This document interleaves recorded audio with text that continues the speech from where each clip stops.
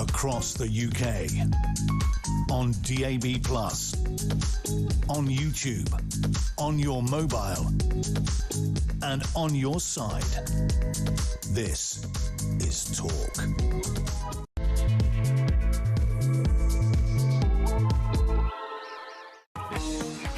Hello, good morning to you and welcome to the show. I'm back again, sitting in for the inimitable Julia Hartley-Brewer, who's taking a well-earned break, but I'm going to keep you company over the next 3 hours, steering HMS Common Sense through some pretty stormy waters, because that is what it's like to be barraged by headlines every single morning. But we are here for you. No walking the plank. No, we're sending out the buoy of common sense, and you can grab onto it as we lift anchor and sail into the open seas of truth. That was a very laboured, imagery, let's say, imagery. Right, OK. If you want to contact this show at any point while I'm on air, you can. 03444 991,000 is the number to dial. The wonderful Kieran is poised, ready to take down your details. It's your normal network rate, so it doesn't cost you anything to have a chit-chat with us. You can use that number as well, of course, to send a WhatsApp message or leave us a voice note on WhatsApp. When it comes to texting, the number is 8722, and if you're going to do that, you've got to write the word talk before you send your message. OK, let's get on with getting on, because we're joined by the brilliant editor of Spiked Online, Tom Slater. Good morning, Tom. Morning. Now, first of all, let me show you a little preview of what is going to be played in full a bit later on Talk. This incredible exclusive where the brilliant Christian Drogan, who's going to be joining us a bit later on in the programme, has actually been the very first British journalist to board a migrant dinghy and make the crossing over the channel. Have a watch.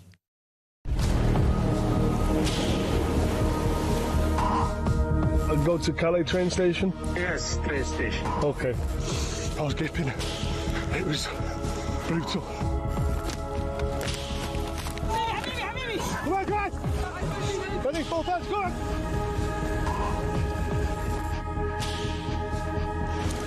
And they're on the way over to UK.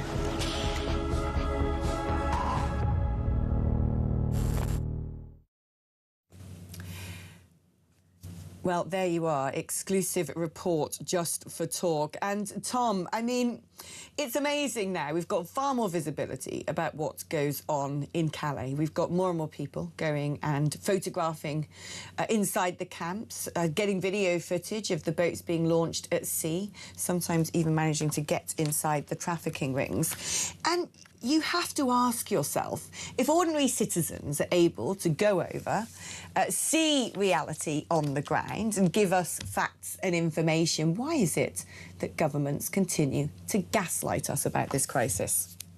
I think that's a really good point, Alex, insofar as this is just a kind of become an open secret. I mean, I think that Christian Drogan and Isabel Oakeshott should be commended for just how much they've been committed to this story, getting to the point of actually being on one of these boats. I mean, it's a remarkable piece of journalism, but you're absolutely right. For many years now, both journalists, citizen journalists, politicians with a cameraman and a social media account have been going out to the Calais jungle, to the migrant encampments, being able to witness the smuggling gangs working in real time. And every time you see the same story, they report what they found to the Home Office. The Home Office says, well, we would rather you weren't out there and maybe we'll do something about it. And then the whole horrendous trade just carries on regardless. You're just sort of struck by the way in which illegal migration, when it is allowed to carry on like this, just creates this kind of badlands in which these things operate. Everyone knows that's happening, and yet nothing's properly done to crack down upon it. So more important pieces of journalism like this will hopefully shine a light on this and kind of shame the government into finally properly bringing this to an end. You would hope so, wouldn't you? I mean, there's been another bit of great journalism where the leader of Essex Council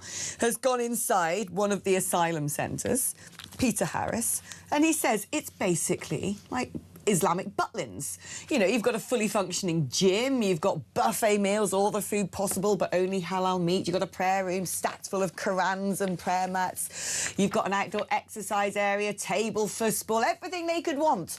And where they have a little requests box where they sort of tell the operators of the asylum centre what they need in order to have a good time, they've all demanded a swimming pool. Meanwhile, hordes of minibuses wait to just ferry these men into nearby town centres to, I don't know, do what? To stalk around, to shoplift, to loiter? We can see nose to tail exactly what is happening. And what we learn from that report as well is very often these men are shipped in, put into these converted military bases, which do seem more like holiday camps, for about 80 days before being, under Operation Scatter, dispersed around society. And Andy Burnham just made an announcement about half an hour ago about how he's going to invest billions into building loads and loads and loads of social housing. And my suspicion is, I know who's going to be in that social housing. Well, I know the sort of person who's going to be in that social housing, but the problem's this: we actually don't know who they are. No, exactly. And that's one of the things that this eye-opening report from the leader of Essex County Council in the Mail really exposes, is the fact that there is all this being put on for people for whom all we really have are kind of very cursory identity checks, which are quite easily evaded. And that's more or less it. I mean, he makes the point about national security, which I know other people in Reform have been making very loudly at the moment, which is that if you don't know who these people are, for all you know, they're Iranian Islamic Republic operatives who we're basically paying for them to get, you know, toned up in the gym before they go and commit some sort of horrendous atrocity against the Persian diaspora or against Jewish people in this country. The whole thing, top to bottom, is completely crazy. And particularly when, as this piece points out, you have resources which are strained, when you have, for instance, an increasing problem with veterans not being able to get a soft landing back into society. Meanwhile, kind of former military installations which could be handed over to for accommodation, for rehabilitation, for a bit of respite to, for instance, people who have served this country, then it just gets handed over to people whose first act in this country is to break the law by entering the country illegally. It's insane. No wonder people are so infuriated by it. And I think the more that people learn about this, the more they realise it's being put on for them, the more they're going to say, you know what, this needs to come to a stop. Whatever method we use is almost secondary now, it feels like. But you're right. I mean, for me, the most egregious point in all of this is we've heard that the IRGC have bragged about getting operatives into this country on small boats. We know that they're having to look at anti-slavery, modern slavery legislation, because Albanian gangs are smuggling their own criminals in to traffic women into the sex trade, to deal in drugs. We know that places like Sudan have become the chief headquarters for Islamist terrorism in Africa. We know, don't we, that there is a proclivity among these young men to have extremely dangerous attitudes towards women. They might try and repress the crime figures. We've heard from Robin Simcox, the counter-extremism czar, say that, of course, these illegal routes are being used to aid and abet terrorists. There's a very simple solution here, isn't there, Tom? A government can declare a national emergency, say we've got enough receipts to know that these aren't genuine refugees, and in fact, many of them will pose a direct threat to society. And even if they're not posing a direct threat to society, the likelihood is, down the chain, from the genesis of the migratory flows, a lot of the gatekeepers at the checkpoints along those routes are terrorist organisations. This is how they line their pockets. Less opium, more trafficking people out of the Sahel. And any government for years now could have declared a national emergency, pointed at security, and frankly put a stop to this, because I do not believe this whole idea that we're stuck in a Gordian knot of supranational legislation that can't be unpicked, because I'm seeing countries like Sweden realise they've had a crisis and suddenly do the opposite to what we're doing. I've watched Poland take a completely different approach. I've watched Hungary say to the EU, we're not going to be any part of your asylum seekers, ratios, and the EU have turned around and said, right, we're going to fine you millions of euros a day, and they've shrugged it off and go, fine, that's probably less than housing these people, and it keeps us safe. So why is it that Britain, of all all countries seems to be the El Dorado. What is it so wrong with the psychology of our specific government? Because they're tightening up controls in France. They live in bin-bag bivouacs in the sand dunes of Calais. They're not in hotels with swimming pools and workout lounges and stuff like that. So what is it about the British establishment that we want to commit cultural and civilisational suicide? It's such a great question, because you're absolutely right. I mean, I don't claim to be an expert in the intricacies of human rights law, but one of the kind of opt-outs often in those situations is questions of national security. If you have a porous border in which tens of thousands of people are pouring over every single year, it's a clear threat to national security. We also, if all of the areas that you're talking about, whether it's terrorism, we know that for more than a decade, terrorists, Islamists have been exploiting Europe's porous borders. The Paris attackers more than a decade ago, going back and forth from Europe essentially into the caliphate to train and so on and so forth. We know that on the question of sexual violence, it was very briefly after Germany's Wir schaffen das moment when Angela Merkel just opened the borders to migrants primarily from Syria, that only a few months later there was reports of mass sex attacks at Cologne at New Year's Eve. So the evidence is in now. The British government can see this, yet we continue to be the kind of slowest kid in the class for reasons that I'm really not sure. I mean, I think obviously a lot of our politicians have become kind of prisoners of virtue signalling. They don't like to go near this issue. It feels like a bit of a third rail. But nothing really explains the disparity between the way we're dealing with this problem and even our nearest neighbours are dealing with it, which might be dysfunctional, but it's not quite as insane as we seem to be doing.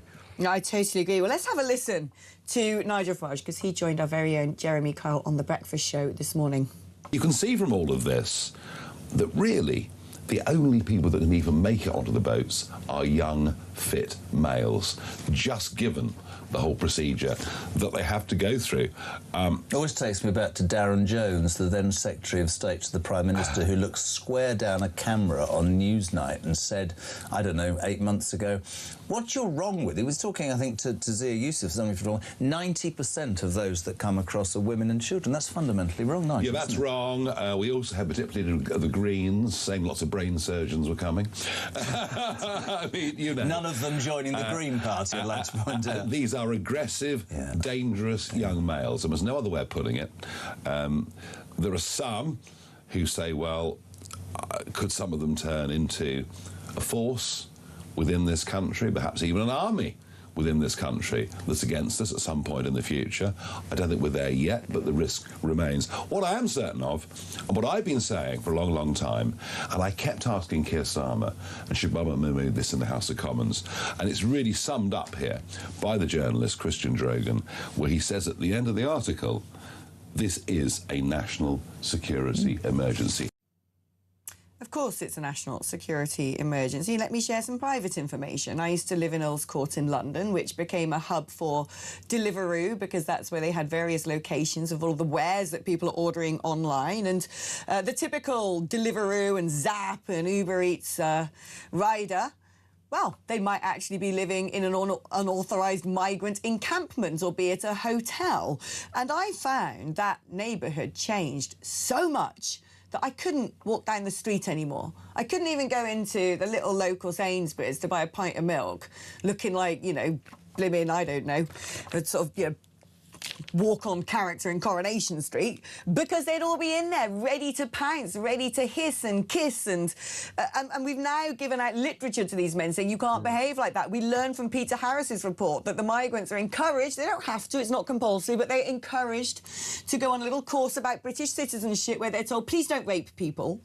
And as far as I can tell, our government and our civil service are now being bystanders in a rape-epidemic against our own daughters by an army of foreign men who may well be crossing the channel specifically to do just that. And I wonder, Tom, whether there's any avenue here for women who have suffered at the hands of this influx of undocumented, unwatched, unobserved, unknown, uncontained men who are actually actively being bussed into town centres, whether there's a possibility for private prosecutions against policymakers, because as far as I can tell, there are officials making decisions that have directly led to the stabbing, the murder, the sexual assault, the rape, the intimidation of countless people around the country now. Countless. And that's something which I'm sure people, campaign groups and what have you, are going to start exploring. Because what was confirmed by those horrific leaflets that were exposed last week, having to tell people who are supposedly coming to this country for sanctuary that they shouldn't inflict FGM on children, rape women, coerce women, that just revealed that they knew that that risk was always there. They just concluded that, you know what, in the grand scheme of things, you can't make an omelette without breaking a few eggs. This is a horrific kind of calculation that they've made, which is that their supposed commitment to international law, to being a good person, to looking good on the dinner party set, means turning a blind eye to rape, sexual violence, to creating an elevated risk of those crimes in this country, knowingly, because you didn't want to cross any other of your kind of political, ideological lines. They knowingly did this. And therefore, I think all avenues are going to be explored to try and bring them to task for that, because there's been so little accountability for so long. What I think the one positive we can draw is that the public, the sections of the media, certainly the braver sections of the media, are not going to let this issue go away now. It's been shrouded in secrecy for so long, but now people want to know data, they want to know who made what decisions, they want to know what's happening, and they want to know when it's going to stop. So I think that's something that we can definitely build on and take some heart from, even as we take very seriously the very human cost that's already been inflicted here. Just before we go to break, I'm going to read one message, and I'm going to read a Home Office statement in response to our exclusive at Talk. So Reg has messaged saying, what the French are doing is nothing short of an act of war. They're sending killers and rapists to our shores to potentially kill our people. They must be complicit in the act, so I think we should be sending the French a very, very strong message. Well, I'm minded to somewhat agree with that. A Home Office spokesperson, however, has said this individual's actions were reckless. They made it more difficult for law enforcement officers to stop small boat crossings and save lives in dangerous conditions. Our partnership with France is stronger than ever, with a new deal signed by the Home Secretary delivering a 40% uplift in boots on the ground. Together, we are piling the pressure on the criminal gangs and preventing illegal and dangerous crossings. Over 1,100 boats or engines have been seized since the election. 48,000 crossing attempts have been prevented, and the number of small boats crossings are down. I'd say the horse has rather bolted from the stable. What I want to see now are these undocumented men in military bases not allowed outside the perimeters of chicken wire fences. Right, we're going to be taking a small break now, but keep your thoughts coming in. 03444 991 is the number to call. It's your normal network rate. You can send me a WhatsApp or a voice note on that number as well. 87222 is the number to send a text message. If you're going to do that, write the word talk before you send your text. OK, we're having a little reprieve, but don't go anywhere, because there is so much to talk about just after this.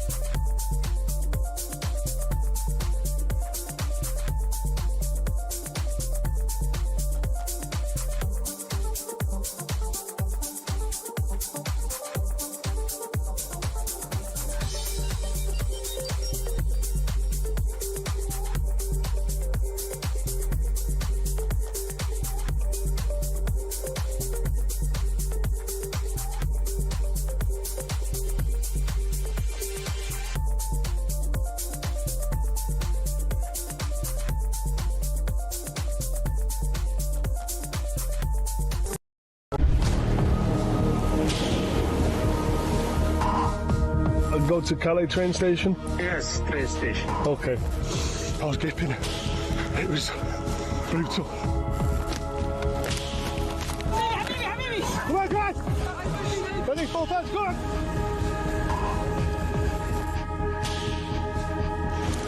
And we're on the way over to UK.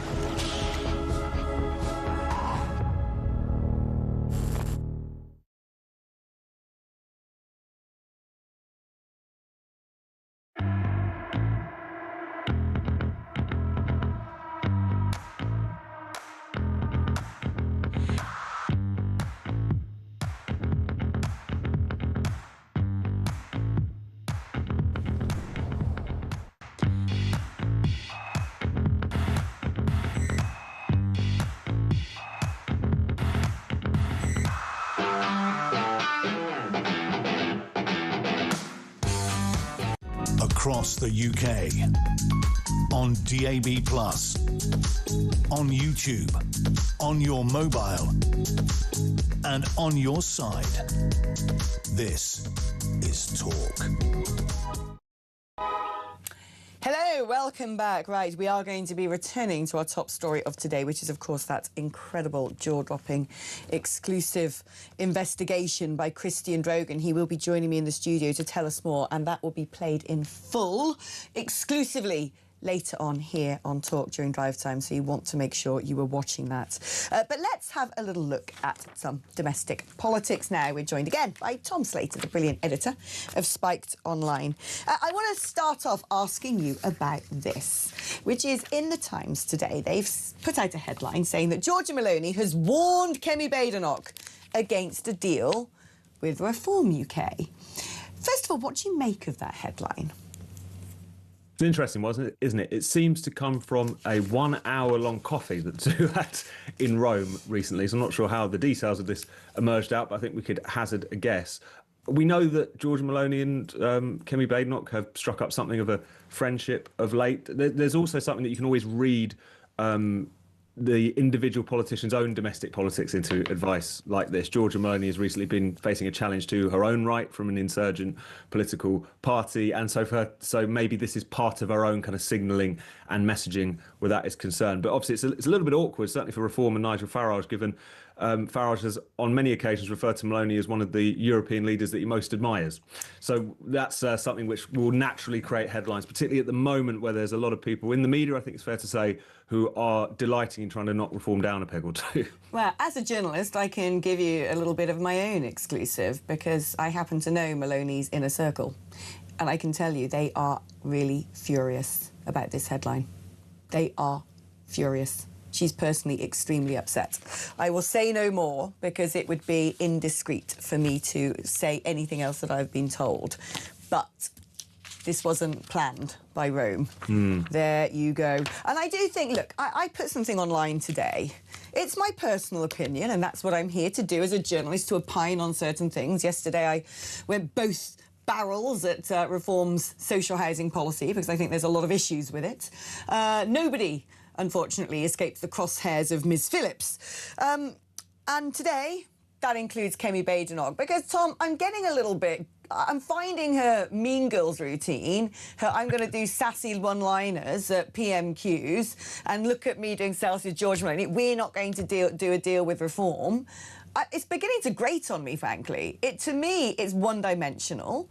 To me, it's not serious politics. I would rather Kemi Badenoch were giving us policies, sitting down in front of journalists, doing the sort of lengthy Q&As that Reform are happy to do. Now, I'm not saying that everything they say in the Q&As, all their answers, I think should be, written up in lights. I'm just saying I think that is how politics should be conducted. I don't agree with the sort of emoji politics of Andy Burnham running around in T-shirts with a cartoon, Corex board, just sort of talking vibes and kindness. I don't agree with the nonsense of the Green Party, who seem to want to just sort of, go as radical as possible to get sort of drug-addled university voters to back them. And frankly, I'm finding the approach of Kemi Badenoch of late rather vacuous, hollow and unbecoming of somebody who wants to be a Prime Minister. Am I alone in that, or is sort of Badenoch mania, is this renaissance of the Conservative Party gripping the nation and I'm the odd one out? Well, I think Badenoch mania has certainly been quite overstated. Now, I've had a lot of time for Kemi Badenoch previously, and even to this day, I think she remains a quite interesting political figure. It's certainly the best leader that the Conservatives could have asked for, given the pack of people who are there. That being said, I think a summer of the Conservative revival being talked up much more than actually being real. I dare say that might have gone to a head ever so slightly. The sense that this is, reform are kind of doomed to decline in the polls and that they're going to unravel and whatever, it just seems like wishful thinking, certainly at this point, more than anything else. And what the job that the Conservative Party have is still enormously considerable. They need to convince voters who feel like they were just betrayed once and over again over the course of 14 years that they're worth taking a chance on again. That's a hell of a tall order. And also, when so many of those voters have defected directly to the party that you're currently beating up on, surely that's going to be an even more difficult challenge that you're setting yourself with these kinds of comments and these kinds of tactics they seem to be deploying. Yeah, I worry about the sort of plastification of politics at the moment. And I don't just mean the plastics as in the crew in Mean Girls, but like in general, this sort of mawkish, two-dimensional cartoon projection of Burnham and the sort of, sassy, used to work in McDonald's depiction of Badenoch. I just, can we just have leaders talking politics, please? This isn't some sort of X Factor competition. Britain's got no talent. But anyway, apparently we're going to be spared an election, according to Andy Burnham, but he has left the door open for tax hikes. Yes, he has. So he's quite definitively ruled out calling a snap election. We'll see if he sticks to that. We've heard Prime Ministers say that before, but then circumstances change and you hear something very different. But I think they've clearly been underwhelmed by the Burnham bounce. I mean, by some polls, it's already disappeared, basically, or certainly they've receded back into second place. But so he seems to be committed to the 2024 manifesto, to the existing restraints that were put on by the last Chancellor. So whilst he may say that he's not going to raise income tax or national insurance or VAT, as we saw from the Keir Starmer government, there's just sneakier ways that they can do that. You freeze tax thresholds, you look at making kind of tweaks here or there which are going to try and raise some more revenue, but in a way that doesn't quite break the letter of your manifesto pledges. But if you look at what he's already pledged, if you look at the kind of worsening fiscal outlook, it seems impossible that there's not going to have to be another tax raid after the last enormous tax raid that we had at the last budget. So, not much to be reassured by in these comments, I dare say. Yeah, I must admit, all journalists love an election, right? But I think most of the public would quite like one now, particularly as it seems our Prime Minister is going to be doing more and more socialist things without any sort of accountable mandate. Tom, thank you ever so much. It's always a privilege to have you on the programme, one of the most brilliant journalists we have in this country.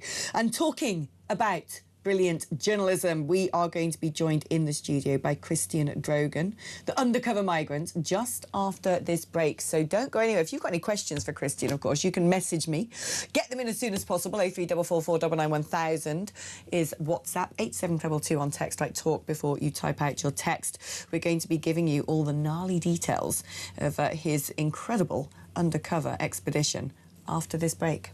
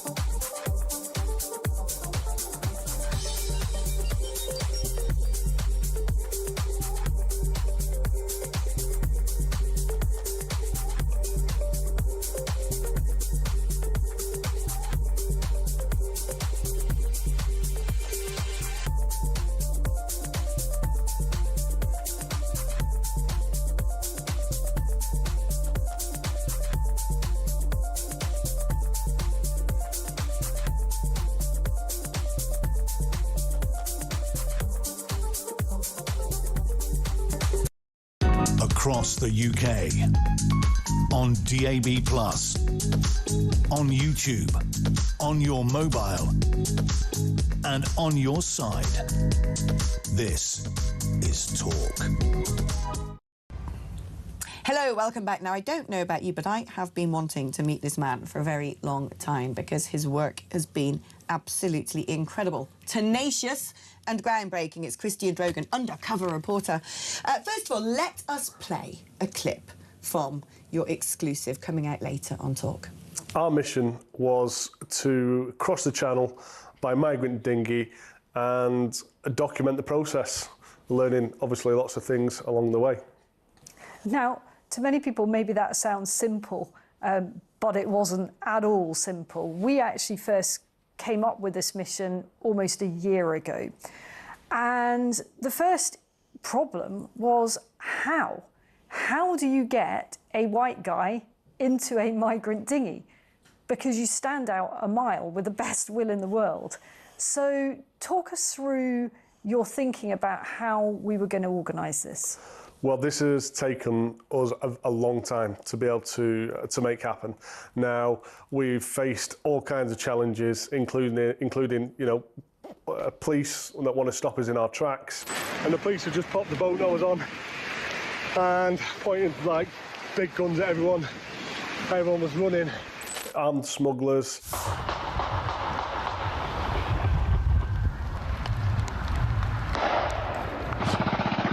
Just trying to really find how you can get into this this line of smuggling without being sort of detected. You cannot just turn up to France, north of France, with some money and get on a boat. They have people planted around the world, and this starts well before France. I mean, what your report really does expose is the danger and the sheer criminality of this. This isn't just, you know, oh, well, you know, kumbaya, here's some people who have escaped war and some charities helping them to get to a safe land. This is the highest level of illicit international crime. Well, you know, I was very surprised because the phone calls and the integration from all the smugglers and so on, and migrants and people who work for the smugglers, it blew my mind. You know, people are making phone calls. They all seem to know each other. You know, it's not just a couple of blokes who decide to buy a boat and stick some people on it. It's very deeply intertwined. An extremely sophisticated operation. Did you actually get any sense whatsoever that there were people actively trying to unpick these gangs, smash the gangs, as Sir Keir Starmer would say, that there were people actually who could identify who the main perpetrators were and there were arrests being made or anything like that? Well, let me just tell you one thing about smash the gangs. That was a great thing, quite clever thing from Keir Starmer, probably one of his most clever things, because what that did was it took the sort of the focus off the government and put it onto the gangs. And actually, the gangs are just offering a service to migrants who want to pay or do illegal work to pay them back. The problem is the fact that the French and the British government are not controlling this, and they should be doing and they could be doing. And that's, you know, that's where the focus needs to be, on the governments, you know. So, I mean, I can't believe the cojones on you to undertake what you did. But let's now have a look at you getting onto a dinghy. I managed to get a lift onto the dinghy, and it was just absolute chaos. Chaos. Yeah, push. Yeah. Ready, both hands, go. Go on, come on, we got you. Come on.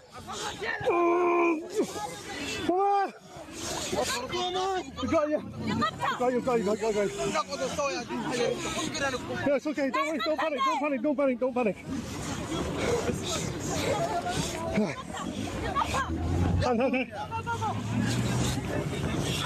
You know, there's people almost drowning in the water trying to get to the boat. They've got no idea how to swim. They've got no life jacket. There's people screaming on the boat. There's kids screaming on the boat. I've never seen chaos like it. It was just, you know, I'm sort of on this boat thinking someone's going to get killed there. What I want to know is, what did you make of your fellow passengers? I mean, in that footage, we saw a young woman there, desperate, with her life jacket on, you know, scrambling to get onto the craft. But a lot of men just sitting there, you know, you were the one trying to help her to make sure she doesn't drown. A lot of men just not paying attention. I mean, did you get an idea that a lot of these people were desperate, vulnerable people who just wanted a better life? Or were there characters there that you thought, blimey, I would not want to meet them down a dark alleyway? Their intentions seem rather sinister. There was a varying different sort of... There was a variation. The people who seemed most sinister were the smugglers on the boat. They had an aura about them that wasn't pleasant at all. I can't really explain it much more than that. It just like you just felt the presence. Whereas the other people, the women and the other people, you know, I can't really say that I felt threatened by them. But yeah, there was a couple of there was one guy who clocked my recording glasses, and I saw his sort of whole face changed. Actually, this guy had a Union Jack tattoo on his leg with an underground, London Underground sign. Was he a Brit, do you think? No, he was maybe Turkish or Iranian or something. So, and then just to really take the mick, just above the Big Ben, he's got an immigration stamp above the tattoo. And you know, I mean, what is going on there? What is going on there? Now, I'm glad you brought up that he may have been Iranian. I've been saying for an awfully long time, for years and years actually, that a lot of the people smuggling is lining the pockets of terrorist organisations. But more than that, that foreign countries use the illegal immigration crisis, deliberately flooding us with potentially dangerous men to divide our society as an act of grey zone warfare, which is why we should declare this as an issue of international security. Let's have a little look at you talking about that. So you had your undercover recording equipment on at this time, and you actually recorded the argument that was taking place. Yes. Now, I spent some time trying to translate it. It was really difficult because you're only hearing one side of the conversation. So I had the recording put through various translation apps, and then just to be sure, because I was pretty dismayed by what the apps were telling me, I ran it past a native speaker of the language concerned, and the language is Iranian Kurdish. In other words, at least some of the people who are bringing these boats to the UK are linked to Iran. Yes. That is pretty disturbing. Definitely. Yeah, it is disturbing. We know that the IRGC have said that they are using these routes to get operatives in. We know that they are a direct terror threat to our country.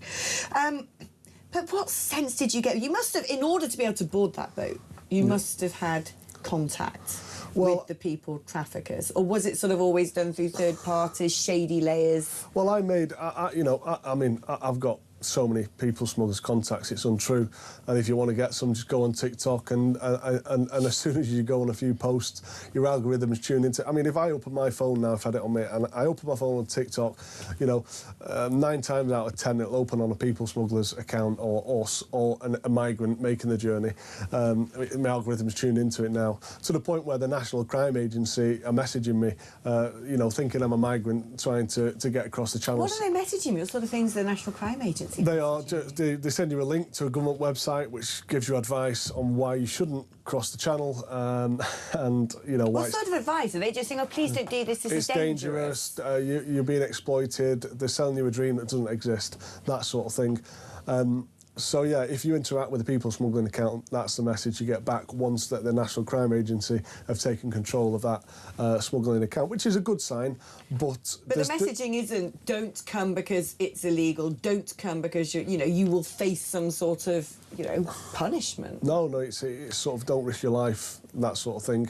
It's quite weak, but yeah, I mean, it's good to see that they are tackling accounts, but like I said, there are thousands of smuggling accounts online just on TikTok alone. So yeah, I mean, if you want to get a boat across, if you don't actually know anyone, then you just get on social media. I mean, what is so alarming about this and what you said is, clearly there is a treasure trove of evidence that TikTok is being used by the people traffickers as one of their primary sources of recruiting people to make these illegal crossings. But alarmingly, the National Crime Authority knows this. And the government aren't moving to ban TikTok. Oh no! And it was all about we don't like Elon Musk owning X. It's oh, you can make kids wear bikinis on Grok. Let's shut that down. But this platform clearly is probably the most functional when it comes to enabling this. Well, the other thing about it is that I forgot to mention is we actually, as an English-speaking nation, we're actually greatly disadvantaged by the way these platforms are policed, because the top languages that are policed are European languages, Spanish, Portuguese, French, English, and Arabic and all the sort of variations of it are the least policed. Right. So they just write in Arabic, and it doesn't flag up as often as it would, say, if I put the same post on as in English. TikTok should be banned. I'm sorry, I just think TikTok should be banned. OK, finally, let's have a little look at this next clip, which shows, well, quite how ineffective the French appear to be. The police boat took control of our boat, so it put its bow on our bow, and it turned us round in a circle. While they were talking to us, they said, "Don't go ahead, it's dangerous out there, it's very wavy." This is very rough. Okay. Here it's quiet. When you go wider, it's really dangerous. The sea is very rough. Okay, the best way today is to go back. So the police said that to us, if anybody else wants to get off, get on our boat, we'll take you back. 4 smugglers, get on the gendarme boat, check for weapons, all okay, sit on the back, we'll take you back. The police, the gendarme, took the smugglers back to the shore. So effectively, the police are giving the smugglers a free lift back to shore. There's a bit of a fig leaf going on here. Yeah. Oh, a few people need to get off. Yeah. Nobody who's come all the way from sub-Saharan Africa changes their mind at that point. No. The police are taking them back to the French beaches, where they're free to repeat the whole exercise. And the reason this works brilliantly for the smugglers is because they don't have to go all the way to England. What a hassle that is, only to come back again. Yes. Nobody's recorded what I recorded. Smugglers getting onto the gendarme boat and being taken back to shore. That is scandalous. That is scandalous. That is... I'm speechless at the fact that they can see who the perpetrators are. Supposed smashing the gangs, this is the smuggler. Oh, come on, mate. Let's get you back to safety so you can rinse and repeat tomorrow. Well, listen, I mean, probably one of the things that stands out in my mind about this situation is, well, we're being told that money is being spent on intelligence. Well, if that's how good the intelligence or bad the intelligence is, well, it's not very good sign of how the money's being spent, is it? The money is being spent on intelligence, yet the police can't even work out that they've just transported smugglers back to the shores without arresting them. Oh, I'm sure that they know full well what they are doing. Tracy in Staffordshire has got a question for you. She wants to know whether you feared for your safety during that. There were certain moments where I was concerned, but the overriding thing is I got to take every situation piece by piece, and you go into it sort of assessing the risk in your own mind and thinking, how do I get out of this situation if I need to? I tried not to go into a situation where I totally couldn't control the risk, which. Obviously, you can't always control the risk altogether, but yeah, there were times that I was worried. Yeah. I feel like that's probably an understatement. And that was probably when I was faced mostly by the French police. Oh really? You were more worried about your own arrest in trying to film this exposé? Yeah, they're just unreasonable, and I don't trust them. That's it, really. Well, I don't think I trust them either. Stephen in London wants to know, in your interactions with fellow travellers, do you think that if any of these migrants were detained and sent back, they would try again to get to the UK, or if they knew that what was ahead of them was actual detention and not hotels and iPhones and HMOs and pocket money, whether they would make that crossing?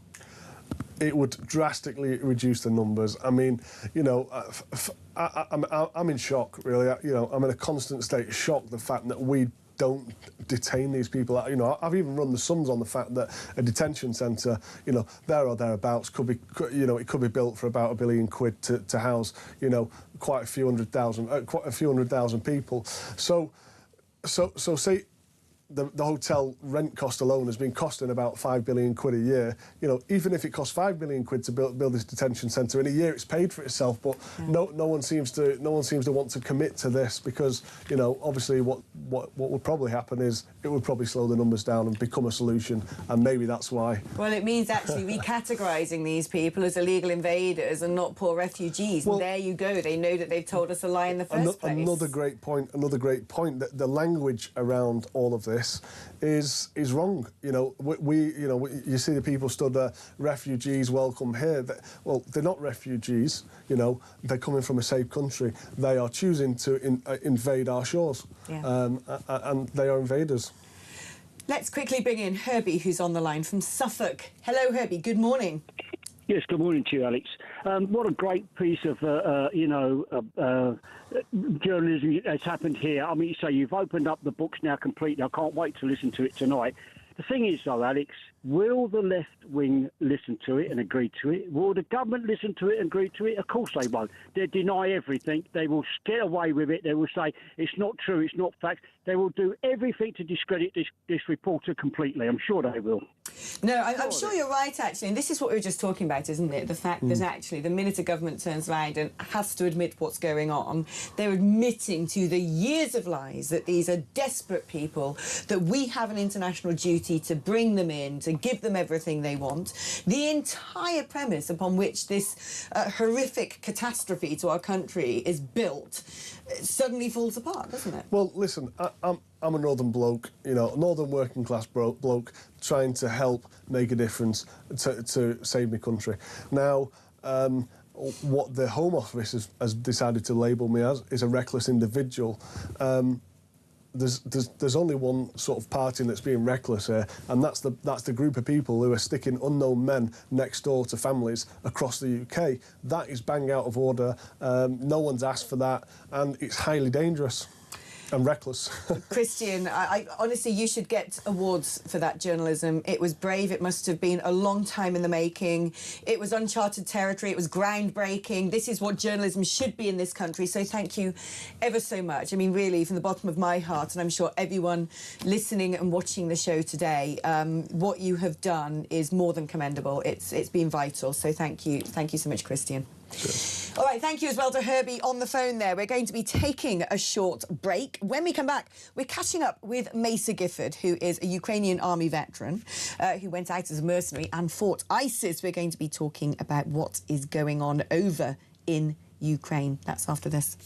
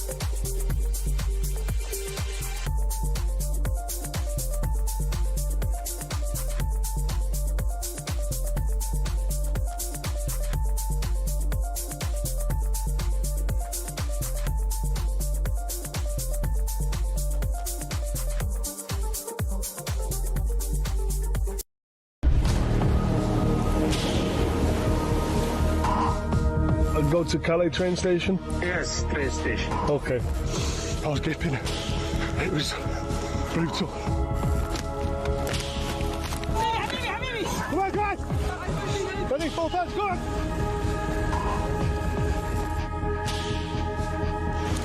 And we're on the way over to UK.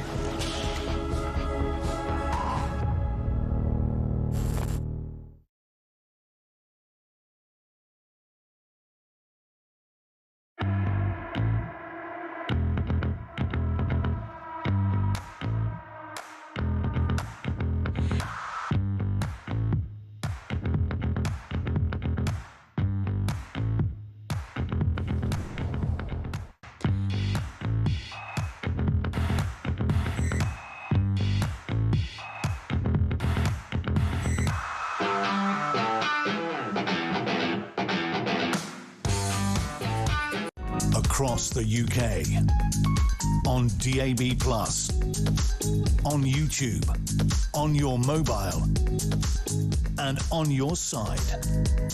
This is Talk.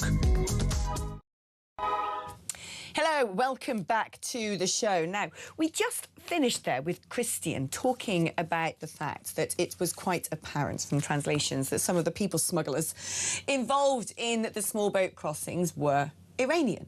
Now, of itself, that might not necessarily mean a thing. There are Kurds, there are Turks, there are all sorts of nationalities involved from the genesis of where these people are rounded up and transported across various continents. As I always say, the Wagner mercenaries in Africa, a huge part in the checkpoints of crossings across the Sahel.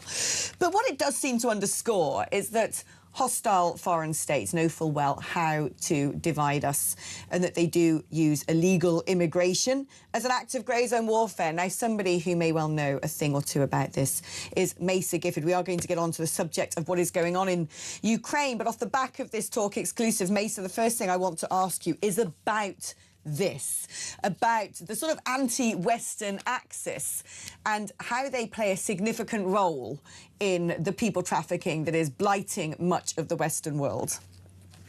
Well, it's a huge problem. A lot of states utilise migrants and refugees as a weapon against the West, most notably in Turkey in 2014, flooding the borders of Greece with refugees. It's happening right now, and Belarus is opening up the borders to flood migrants into Poland as well. And they usually turn the taps on when they want something, and they try and pressure us politically. Now, the trouble with the migrant crisis is it factors and it covers a huge swathe of policies in Britain, primarily economic, because it's costing us billions, security, because we don't know who exactly is coming in, but something that's often overlooked is the humanitarian perspective as well. Sort of more than 160 people have drowned in the Channel in the last few years.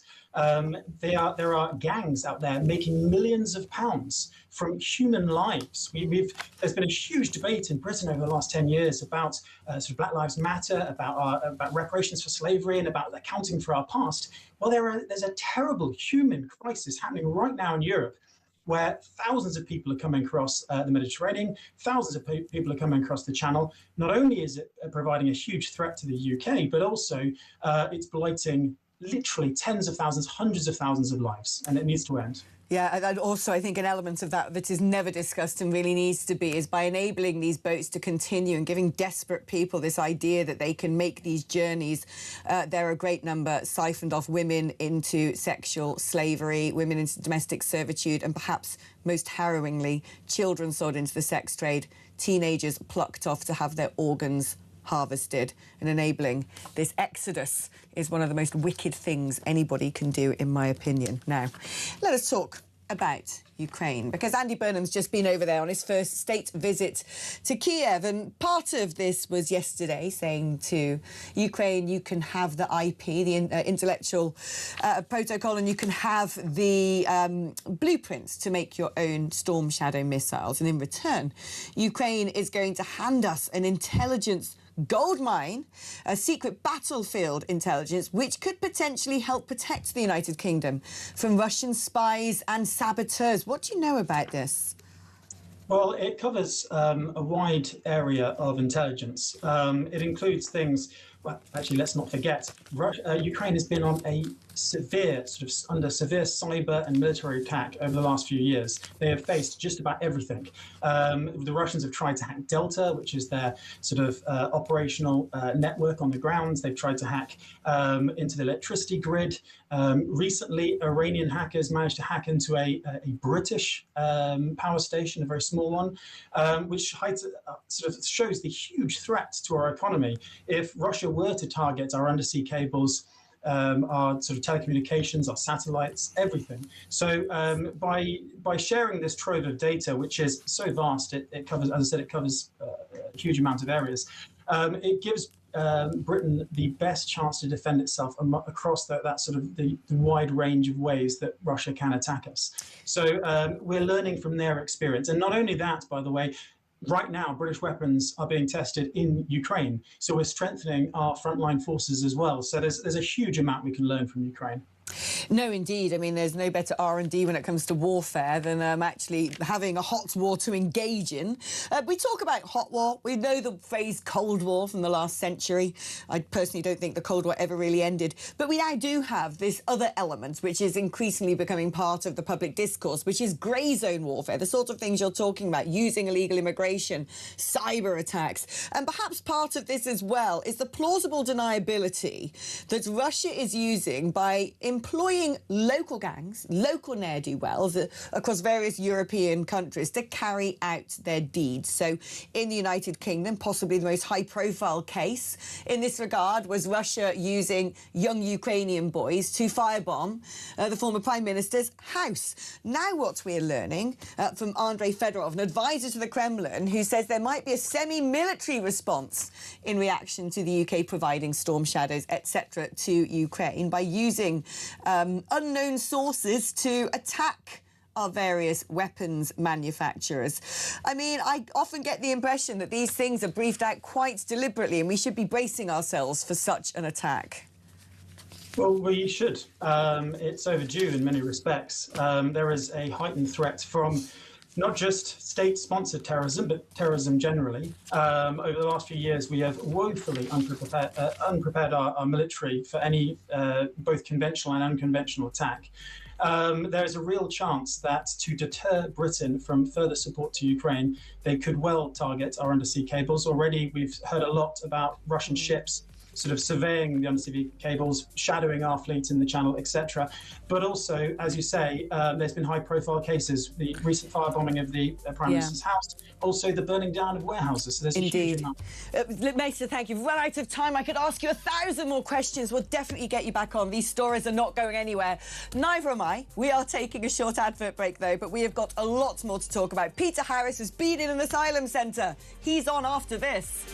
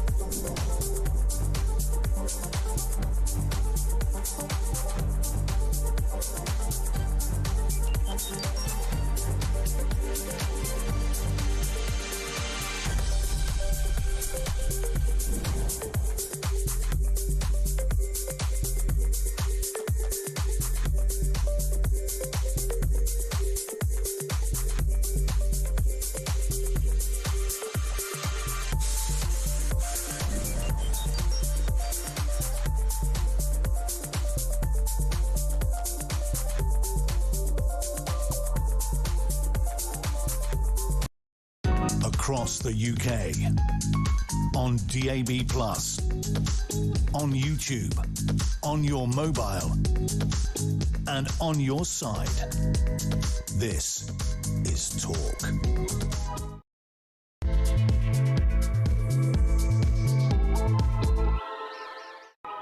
Welcome back to the show. Messages are flooding in about the brilliant Christian Drogan, telling me he's a hero. Thank you to him and Isabel for bringing this out. We should have a prison camp in the Shetland Islands. Yes, no, we actually should. Could you please clarify something for me? How did Christian manage to stay under cover for this new exclusive if he had already exposed who he was in a previous video from Calais a few months ago? Asked Kaz in Bedford. I don't know. And also, briefing those sorts of things out might actually compromise his security in the future. But without doubt, what he undertook was incredibly brave. Now, on the flip side of this, it's a bit like nose-to-tail dining, isn't it? We see the origins of the situation. Well, not quite the origins, about halfway up, because what we're not seeing is what happens with the migratory flows across the Sahel region of Africa, across the Middle East, the checkpoints, as I was saying earlier, the organ harvesting, the children being sold into sexual slavery, the women being trafficked for sexual slavery or domestic slavery at best, which is also part of the reason why you end up with largely young men of a certain age, because if you're not particularly tenacious or physically strong, you'll probably end up dead, kidnapped, or surgically sliced apart and sold for components. Something we need to discuss at a later date. But what we now see is what happens when these people get to the other end. And you can see why, can't you? That the Mayor of Calais said about Britain, well, look, you might say we're the problem, but you are like an El Dorado for these migrants. In France, they're sleeping rough in sand dunes. Once upon a time, they had that huge Sangatte camp and Sangatte 2, which were bulldozed down by the French. The French are certainly not housing these young men in HMOs and giving them mobile phones and free hot meals a day and recreational centres and, I don't know, someone to come in and teach them how to make balloon shapes or whatever it is that seems to go on inside Islamic butlins. To find out more, let's speak now to Peter Harris, who is Reform UK's leader of Essex County Council. And in that privileged position, he was able to gain access inside an asylum centre. Peter, your description of what you saw, I mean, I've called it Islamic butlins. I can't really think of anything more apt than that. But it certainly doesn't sound like a situation where people are coming over here, having broken in illegally, discarded their documents, who frankly have no right to be here, but instead of being treated as though not only were we prepared to welcome them, we were expecting them. Well, yes. Good morning. Firstly, I was grateful for the Home Office to let me into the camp and to give me sort of pretty much full access around. Although I was not able to take any photographs, so I was told that I couldn't take any of those. But yes, I would describe it as a holiday camp.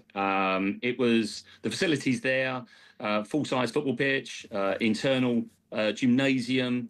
A fitness room, inside sports hall, which could be was seen to be used as basketball, five-a-side pitches, cricket, pool tables, table tennis, snack bars, TV rooms, lounge areas where I was told that many of them watched the World Cup from, and a very, very comfortable area and camp, and the camp itself is set in around fields. Got a lovely sort of full-size football pitch there, trees everywhere where people could sort of rest, speak on their telephones, which everybody had in the shade, and it was generally a really, really lovely place. And what dawned upon me was that we at Essex County Council are trying to put together a plan and a location for a new veterans village, first of its kind in the UK, and it dawned upon me that this was the ideal location. What better place to have and house our veterans than a former RAF military camp there and centre. So for what it's being used for at the moment is an absolute travesty. And what was really concerning was the fact that, you know, these men are free to come out and roam around the village, but also 17 minibuses are transporting hundreds of men into the town centres of Braintree, Chelmsford and Colchester every single day, including Christmas Day. I asked that, and they said yes, every single day. I mean, it's quite astonishing. Oh, and to do what? I mean, an interesting part of your article is where you talk about how many of the residents, no doubt that is how they're treated, guests, are there for about 80 days before they then get dispersed into HMOs. I mean, it's absolutely astonishing. I wonder if we're the only nation on earth who seems to think that this is what you do to people who break into your country.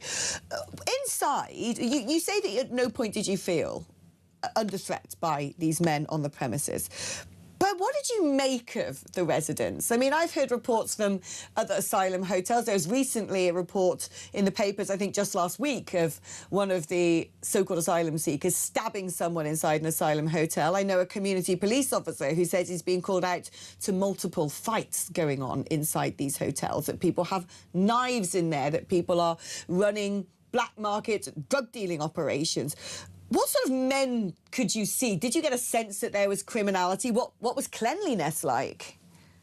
Well, the site itself was very, very clean, just like a holiday camp. But in terms of, you know, we saw no activities of any criminal activity whatsoever. However, what was very obvious to us, although we were being informed that there were 800 men there, we saw no more than 150. So we asked the question, where are all the others? So we were informed, well, some are in town. So if we say that there's about 300 men that are roaming around our towns in Essex, that still leaves a lot. And we were told that they'd like to get up late and that they are in their rooms, which I found quite ridiculous. You know, the weather was quite warm. It was, and you know, we were there, you know, until sort of 12:30, and you know, I feel the best will in the world. I cannot see all the men in the room, but you know, we couldn't see them, so we didn't know. But the ones that we saw were certainly on their best behaviour. Did you get any sense that theyese people are monitored? That they're checked in and checked out of the hotel? When they minibus these undocumented men into Braintree and Colchester, is someone waiting on the door, making sure they come back again? Or is it possible that a number of these just slip off into cracks of society to go, I don't know, they could be part of terrorist organisations, they could be part of international drug dealing cartels? I mean, was there anybody actually going, oh, where's Mohammed? He hasn't been around for a couple of hours. Should we check? Oh, well, I asked that very question. Did they check them out? And they said, oh, yes, we check them out. We take all their names on the way out and we check their names on the way back in. So I said, well, OK, well, what happens if they miss the bus or they don't turn up? I said, do you send a bus out there for them? They said, oh, no, we don't do that, because if they miss the last bus and then they then phone up using their mobile phone that they have to say, look, I missed the bus, can you come pick me up? The camp said that they do not send another bus. So presumably the person has to make do overnight in town themselves, because they're not going to pick them up. And there are occasions where, and they confirm this as well, there are occasions where the migrants don't come back for a period of time and then eventually do come back. Where they've gone, you know, God only knows where they've gone. But yeah, you're absolutely right. It is very, very concerning. Although they take their names, and these are the names that they have been given are provided with by the Manston Centre. Whether they're their proper names or not, I mean, who knows? But they use the names that they have been provided. The other thing that's really concerning is once they've gone through their asylum interview, which is a 2-hour interview in a soundproof pod. When it gets to around 80 days, an Uber taxi arrives and takes them to a HMO somewhere across Essex or surrounding counties or across the country, whilst they await for their asylum decision. And that arrives by post. I'm told that 50% of the migrants receive the approval of asylum. So what happens to the other 50%, I asked? There is an appeal process which they can go through. Some, I'm told, then say, it's a fair cop, like, can I go home now, please? I asked how many, and all I can say is that very few actually asked to go back once they're here. So I said, well, what happens to all the others that have then been refused asylum, that are now living in the towns and villages across our country? And the Home Office said to me, they don't know. What? They just don't know. That's what the person at the camp said. They don't know where they are. They're not told where they're going. So presumably somebody in the Home Office is aware of where they go. But what happens, they were unable to confirm. But how can they know if these men aren't tagged? How can they know if we don't know who they are? I mean, it's just... Exactly. Peter, thank you ever so much. Your visit into that asylum centre, again, a bit like Christian getting on the boat, groundbreaking, important. We're finally getting an idea of what is really going on. So, Peter Harris, thank you ever so much for that report. Samara Gill. Hello. Now, I was told by people who work in intelligence connected to America. I've got to be very careful about what I disclose here because I'm often given highly classified, sensitive information for my own knowledge. But I am able to give certain facts. And what I know is US intelligence are incredibly worried about jihadi training camps in the United Kingdom. And part of Peter's report talks about people in the gym, bodybuilders, people working out constantly. And you think to yourself, when you look at this situation, again, we're going to talk about Muslim gangs forcing white prisoners to convert to Islam. We have a system, almost now, a sophisticated, industrially set up system to recruit people from Islamist countries, bring them in, train them up, and disperse them around society without any eyes on. It's harrowing. It's a really good point. You know, you could look at this holiday camp story and sort of say, oh, that's funny, you know, they get all these facilities. That's horrible for the taxpayer, but also, you know, they're living this quaint little lifestyle in these country towns. But you're right about the very dark element of it, which is the national security risk that these men pose. Of course, as we know, we don't know who they are. But also, you're right, there are jihadi training camps. I mean, we've been proven right on multiple occasions that, first of all, the sleeper cell issue, which I know you know a lot about, in terms of the fact that the hostile regimes like Iran and Russia are using the channel, it's proven fact, to export / import people into this country, export them out of theirs, for very nefarious activities. I mean, we had just this year, or a couple of months ago, a small boat migrant come across and try and attack the Israeli embassy. About a week after he joined, he took a knife and said, "This is for Gaza," and started yelling.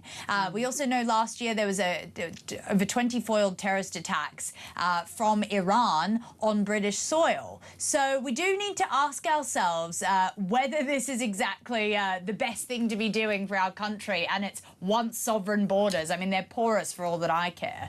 Yeah, so there's a brilliant former operative for the CIA who's an expert in the Taliban and Al-Qaeda, Sarah Adams in America, and she has said repeatedly that what the Islamists are planning, you've now got a situation where actually Iran and ISIS are friends. They never used to be. There's two different strains of Islam, but they are now cooperating, as are Iran and Al-Qaeda, and that their long-term plan is to flood the West with operatives. They will lie in wait, and then eventually there'll be a coordinated October the 7th in every town and every city in Europe. That she's convinced. Why me? And she, look, she is an intelligence operative, and she says this is what is going on. And you look at all of these various layers, and you can see that plan being actioned in real time. And I cannot, for the life of me, understand how successive governments are prepared to take that risk. They must have had briefings from the intelligence agencies. And it doesn't seem good enough to me anymore to say, oh, well, human rights law. We just had an outgoing Prime Minister who was a human rights lawyer, who could have easily forced a redraft or left that legislation and made it his commitment to make sure that we weren't tied up in this situation. I am very, very fearful, extremely fearful about what the future holds, which is actually part of the reason I've moved to the countryside, because I feel in my bones, in my waters, that the big coordinated atrocity of multiple October the 7th style attacks is imminent, that it could happen tomorrow. It might be next year, it might be in 5 years. The great thing about terrorists is they can take their time. They just have to get it right once. Absolutely. And we shouldn't... I mean, why do we continuously go back and forth about national security, defence, our military, etc., when we have left our borders open? And you almost can't blame some of these hostile regimes for seizing the opportunity and taking advantage of the weak country that Britain has become. I mean, just take someone called Rebwad Hamad, who was an Iraqi national. He was convicted of terrorism offences in Italy. He later applied for a UK visa. It was refused.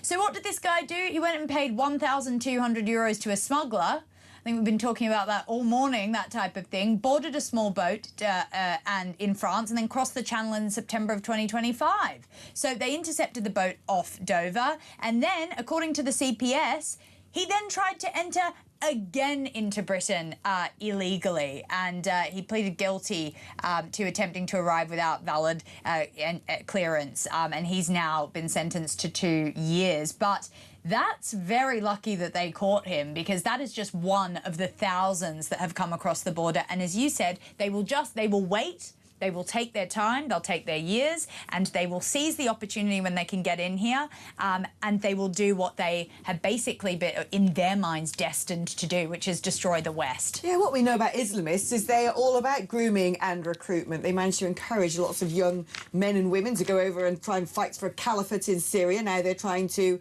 well, there's a huge surge in white prisoners being forced to convert to Islam by Muslim gangs. Apparently 1 in 5 Muslims in prisons are now white. And again, it is a recruitment exercise. And yet, what do we have in our politics? Well, instead of apparently having people who realise that we're at the 11th hour, that realise quite how precarious a situation we're in, we seem to have the cartoon politics of Emoji Burnham and Mean Girls Badenoch. And I want to know what you make of the Times headline, where we know that there's a good relationship between Georgia Maloney and Kemi Badenoch. That's a good thing. I like the idea that right-wing politicians, who are all going to have to at some point face tackling the same crises, are communicating with one another. But rather than that opportunity being used for good, and perhaps it was, I don't know, I think there's something deeply unprofessional and unbecoming about briefing out to a national newspaper what may have been said or may not have been said by a head of state in a private conversation in order to try and win brownie points back at home. Now, as I was a former member of the European Parliament, that means I happen to know a lot of European politicians during my time in Brussels, and I stay in contact with many. And I have had it told to me very plainly that that headline is totally misinterpreted, that there was no indication from Georgia Maloney that she was suggesting... I've seen sources that have also, backed that up. And she's mad. Yes, they are suggesting that this completely never happened, and that, as you said, Georgia Maloney is furious about the fact that Kemi Badenoch has gone and done the typical Tory sidestab of making sure that she gets her briefing out first before anyone else can. I mean, it's if this has really happened, this is horrendous. I mean, I agree that they've got some sort of great relationship, but I also think it's just Georgia Maloney naturally having to talk to the opposition leader of this country. I don't think that they probably have a natural chemistry or anything in terms of what they talk about and where they align, because I think Kemi Badenoch compared to Georgia Maloney, I mean, it's chalk and cheese in my opinion. My view is this, she's a head of state. She's not just some sort of, mate from, another country. She is a head of state. At some point in the future, there could well be a Nigel Farage premiership, and we would want a good relationship between Italy and the United Kingdom. I just think it busts apart any sort of professionality or protocol in politics to be playing these games. I wonder what Nigel Farage's reaction was to the story. Well, he was on breakfast this morning, so let's take a look. You might not want to answer this. I didn't even know about this. Georgia Maloney, what have you done to upset her? She says that Kemi Badenoch shouldn't do a pact with reform. Does she? How do you know that? Well, I'm just telling you a question I was asked to ask that was in a paper. Right. So it was reported today. OK. Do you know Georgia Maloney? Yes. She's turned on Donald Trump. You do? Yes. So she hasn't said that. That's just the mainstream media. I had a very long conversation with Georgia Maloney very recently. I didn't tell you about it. I didn't tell the media about it. I view conversations with people at that level as being confidential. In this particular case, I don't see a single quote from Georgia Maloney herself. I see what Kemi Badenoch tells us Georgia Maloney said. Well, maybe that shows a difference between myself and Kemi Badenoch. I keep conversations with senior figures in the world private. She chooses to play the game a very different way. I mean, that's what essentially is my viewpoint on this. You know, regardless of what one's political colours are, whatever, you know, rosette you wear at election time, there has to be professionalism in politics, particularly when the crises facing the continent are so acute. And playing these games of, oh, I don't know, she's my mate, we've got a selfie, she doesn't like Nigel, she wishes I was the Prime Minister. Like I described it earlier as being a member of the Plastics in Mean Girls. It is cartoonish. It is cartoonish, and how the hell can we trust a word the Tories say? I mean, I know that's a drum that gets banged all the time, but I do really think that Kemi is coming out here really aggressively, denying that there'll ever be a pact and sort of allegedly saying that other politicians have said there shouldn't be. It's really reckless behaviour, in my opinion, and I think that the right is so divided at the moment, but it's because of people like her, to be honest with you. I mean, the way that she sort of pontificates in her high horse that she likes to ride around Westminster, it's ridiculous. And I agree with you. I think this story is not being the full picture of what is going on with that Maloney-Badenoch relationship. And if she's going to treat someone who is, to be honest, much more powerful than her like that, I wonder what she'd be like as a proper statesman if she were to hold the high office. Exactly that. And look, I have had conversations with people in Rome, and I have been made aware of quite what Maloney did say to Badenoch. And it wasn't really the same as the headline in the Times, is all I would suggest. OK, thank you so much. It's always great having you in the studio. I get to get paid for hanging out with my best mate. Who could have a better job than that?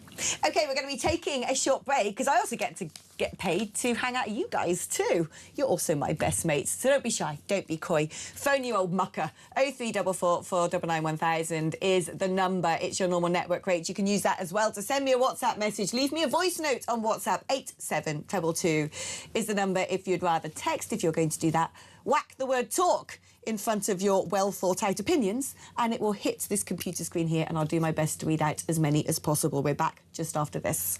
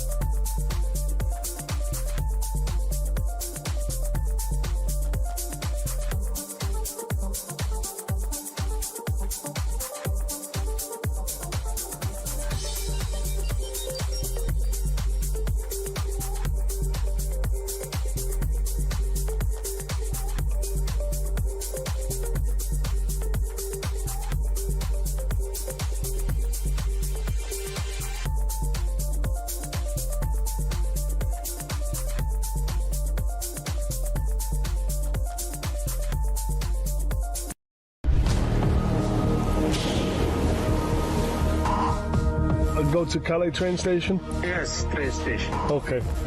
I was gaping. It was brutal.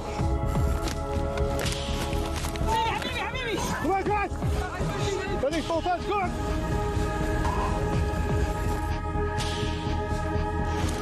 And we're on the way over to UK.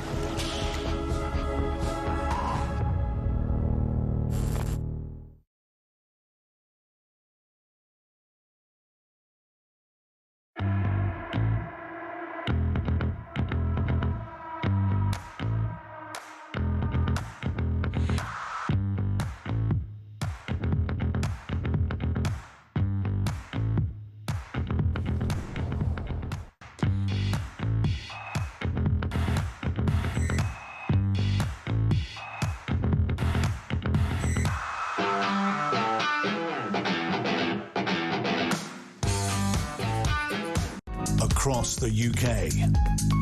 On DAB+, on YouTube, on your mobile, and on your side. This is Talk. Hello, wowly wow wow. We've had a packed show already today. Time is flying because we have got some headlines flying off the front pages of the newspapers and our own massive Talk exclusive today. That incredible report by Isabel Oakeshott and Christian Drogan, which will be exclusively available to watch today, live on Talk at 5 p.m. No other journalist has done what Christian has done, which is actually make the small boat crossing. That is going to be an absolute stonker. So, I mean, just amazing journalism. I am so proud of my colleagues for delivering that. No one does it like Talk. Right, should have a chat with John, who's in the Dordogne in France. Hello, John, how are you? Hello, Alex. I think everybody's got to understand that this immigration thing, this government policy to bring them in, from the last Conservative government and now this lot, it's been policy. They want them here. They've got no intentions of stopping these boats. Simple as that. No, I agree. You have to surmise, don't you? Because I was talking just yesterday about the measures that Sweden has taken when in 2015 they had about 160,000 odd asylum applications. This year, it's fewer than 4,000. Why? Because they've turned around and said, you get put in the most basic of accommodation. You can't claim residency. Your phones are seized so we can find out who you are and if you're lying to us. That family reunification is no longer allowed. They've essentially done what any normal country does, which is say randoms from Lord knows where can't break in and just set up shop here. And guess what? All of a sudden, the randoms from Lord knows where stop trying to break in and set up shop. Meanwhile, what we find out in the United Kingdom is we're basically setting up Islamist butlins for them. We're like, oh, do you want a foosball table? Oh, do you want a little rec centre, a tuck shop, some bean bags, a soft play area, a mobile phone, a telly room? And one of the most staggering things in this article, if you really want to know how audacious these people are coming to the country, they have a little requests box. So, you know, the poor asylum seekers who struggle so much can give them recommendations of what they need to make their lives even more comfortable. And do you know what most of them are demanding? A swimming pool be built on the site. What the heck is going on? These could be terrorists, fugitives, potential sex tourists, sex traffickers, international criminal gangs, drug dealers, economic opportunists at best. But from my opinion, the minute you've got in a boat, line the pockets of an international criminal cartel or a terrorist organisation, you have broken the law. You are not welcome. Sorry, John, I might have scared you off there with my impassioned rant. What a rant that was, Alex.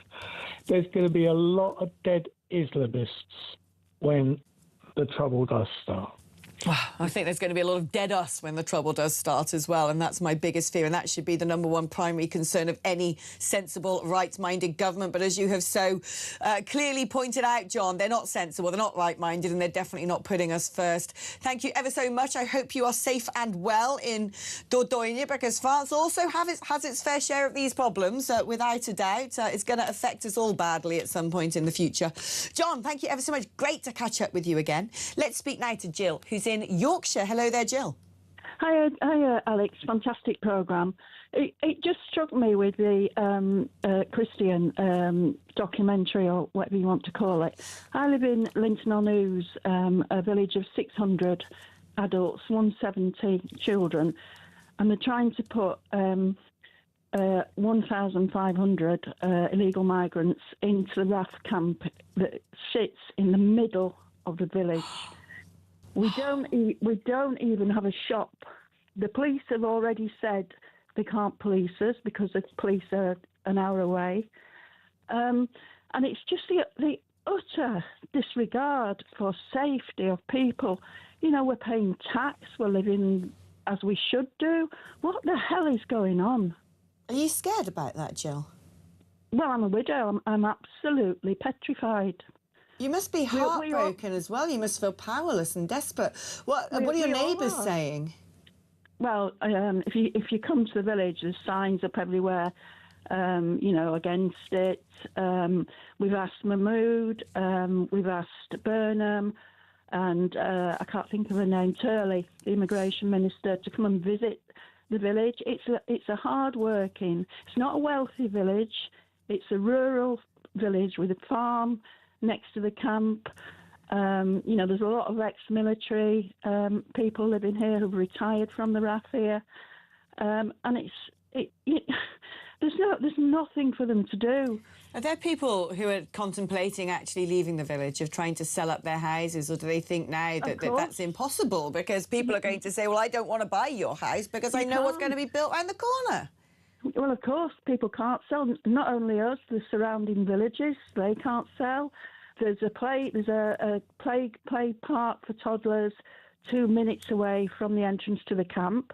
The primary school is possibly 3-4 minutes walk from camp, and it's all surrounding fields. It's literally in the centre of the village is the entrance to the camp. And are the young men in there yet? Or Not yet, no. But you don't have any idea when they're going to be busted? Well, they're saying, well, they don't communicate with you, do they? They talk about doing a feasibility study, but they're not talking to us. They won't come and visit. They're talking about the Yorkshire Water have said that the water supply isn't good enough because the camp's been shut down. So that I think don't quote me on this, but I think they're talking about putting pods on some. I presume they mean things like porta cabins, because the buildings are derelict. The perimeter fence, as you can imagine, is in bits. It wouldn't hold a rabbit in, let alone 1,500 men.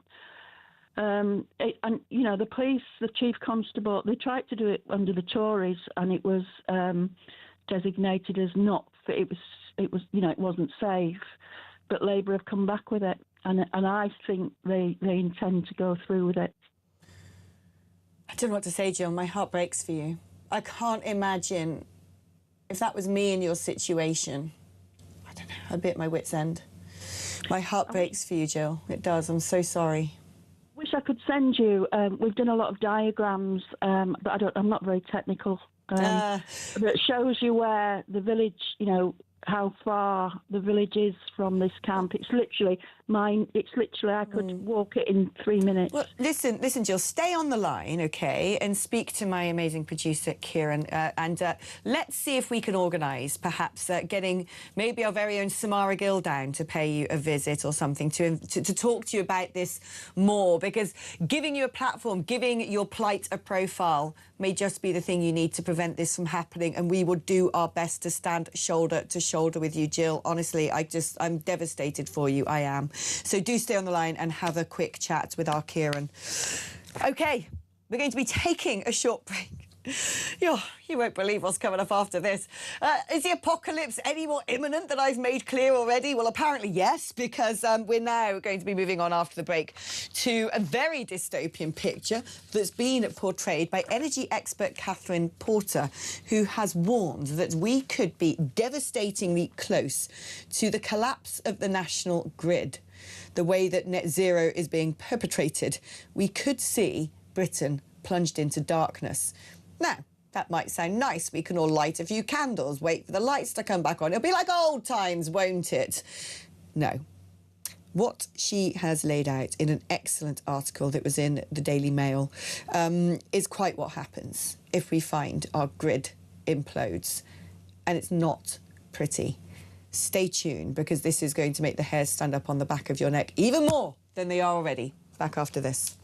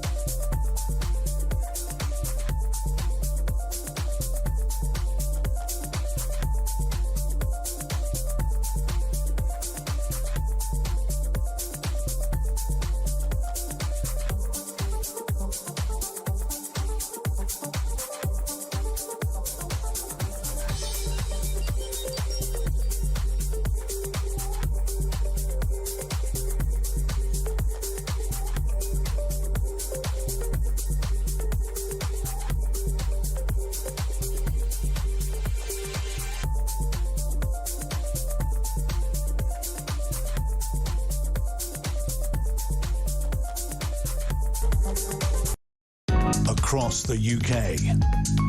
On DAB+, on YouTube, on your mobile, and on your side.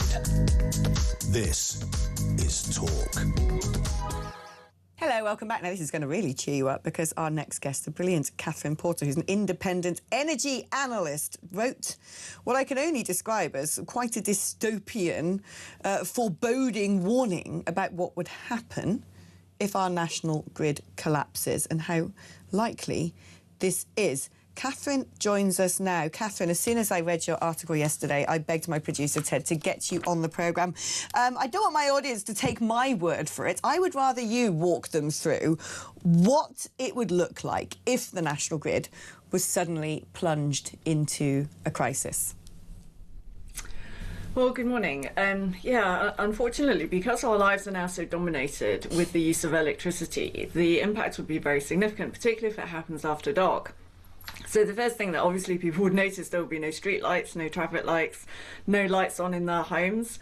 And it's clearly that's going to present dangers for people. You'd get much higher incidence of traffic accidents if you suddenly don't have any traffic lights working.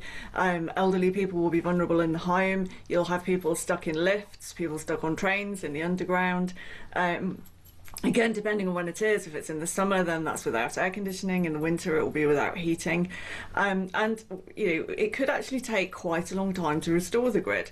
There have been some suggestions by engineers that it could take a week or longer. And one of the big difficulties that they have in doing that is because we've got so much solar generation now connected to low voltage networks, it's really difficult for the grid operator, which is really operating at the high voltage level, to know how much demand there'll be when they try and reconnect those low voltage grids.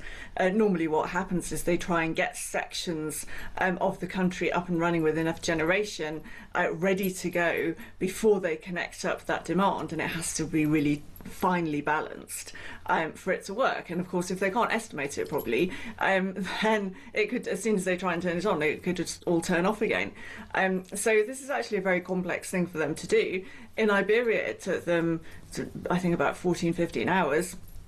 But they were doing it at night, and I think it's quite likely they'd have to do it at night here as well to reduce the uncertainties in terms of what will happen when they try and turn things back on. Yeah, there seems to be a lot of deliberate smoke and mirrors surrounding what happened in northern Spain and southern France last summer when there were mass blackouts, and there was a suggestion, of course, that came due to what you're talking about. It's a sort of massive imbalance, particularly caused by solar power. But what scares me so much about the idea of this is how this would affect. I mean, people would potentially die as a result, wouldn't they? Yes. If emergency service responses can't go out, if hospitals, if people on, hospitals obviously have backup generators. But we saw recently, didn't we, when there was a substation that caught on fire near, was it Heathrow Airport or something? Yeah. There was no backup substation or something like that. And you really have to worry in this country whether our critical infrastructure is vulnerable. So we actually have a whole load of different risks. We have the risk that was really what happened near Heathrow Airport, which was to do with old infrastructure. There they had a transformer that was installed in the 1960s that basically blew up. It took out the transformer next to it because they didn't have any barriers between them. And that substation, which had 3 transformers in total, 2 of them needed to be replaced. And they had to turn the whole thing off because transformer fires are extremely difficult to tackle. They're full of very flammable oil. So once they catch fire, it's a really difficult thing to get that fire out and to keep it out. It has a habit of reigniting. And about a third of our grid infrastructure was actually built before 1980. So we have this really big age-related risk. And what's even more worrying is that when the energy regulator Ofgem allocates funding for grid operators to upgrade this old infrastructure, they do it based on something called an end-of-life score. And 0 is new and 100 is really old. And they say if your score is 75 or higher, then we'll give you money to upgrade that equipment. But these very old transformers near Heathrow Airport, their score was 12.5. and nobody's checking if those scores are appropriate. So, and they had known maintenance issues there as well, and the maintenance was really out of date. So there were many problems with that site, but there's not really any monitoring to know whether those problems are being replicated across the country, given that we do know that such a large amount of the infrastructure is now getting old.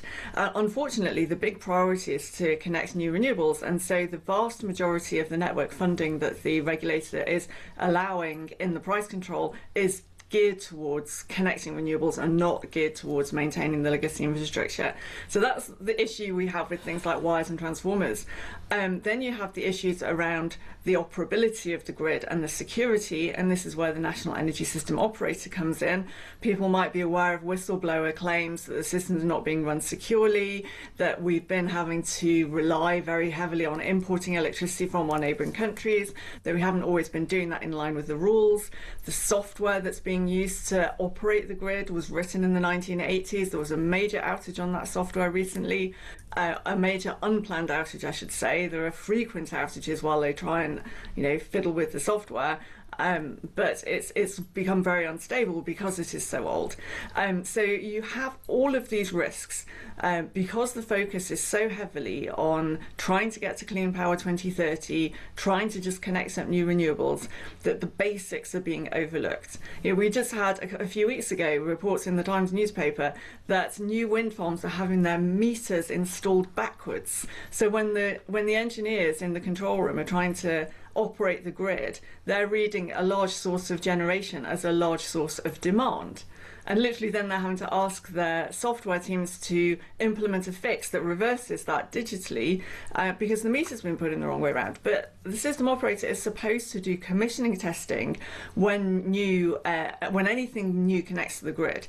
And clearly that testing hasn't been done very well if they're not even noticing something as basic as the meter being installed backwards. So what else are they missing? There's a whole load of compliance testing.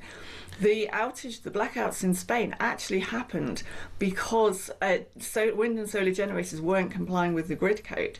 And the only real way that you test that grid code compliance is when you first connect. NESO did say after the partial blackout that we had here in 2019 that they'd retest grid code compliance for all connected assets every 5 years.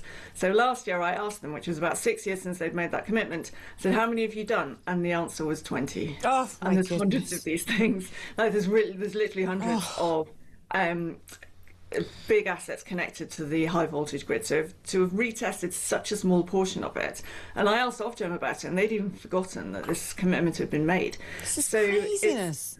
The basics are not being. They're not keeping on top of the basics, basically. I'm old enough to remember the sort of fear-mongering around the millennium bug, that when all of a sudden the calendar date turned to 000, planes would fall out the sky and it would, hospitals would be closed down and everything would become apocalyptic, which didn't come to pass. But the picture you're painting kind of reminds me a little bit of that scene in Chernobyl when they made the drama about what happened with the huge nuclear disaster there, where you have the sort of communist operators, it's all going a bit wrong and they're messing about with dials because they can't let anyone know that, their grand infrastructure scheme was falling apart at the seams.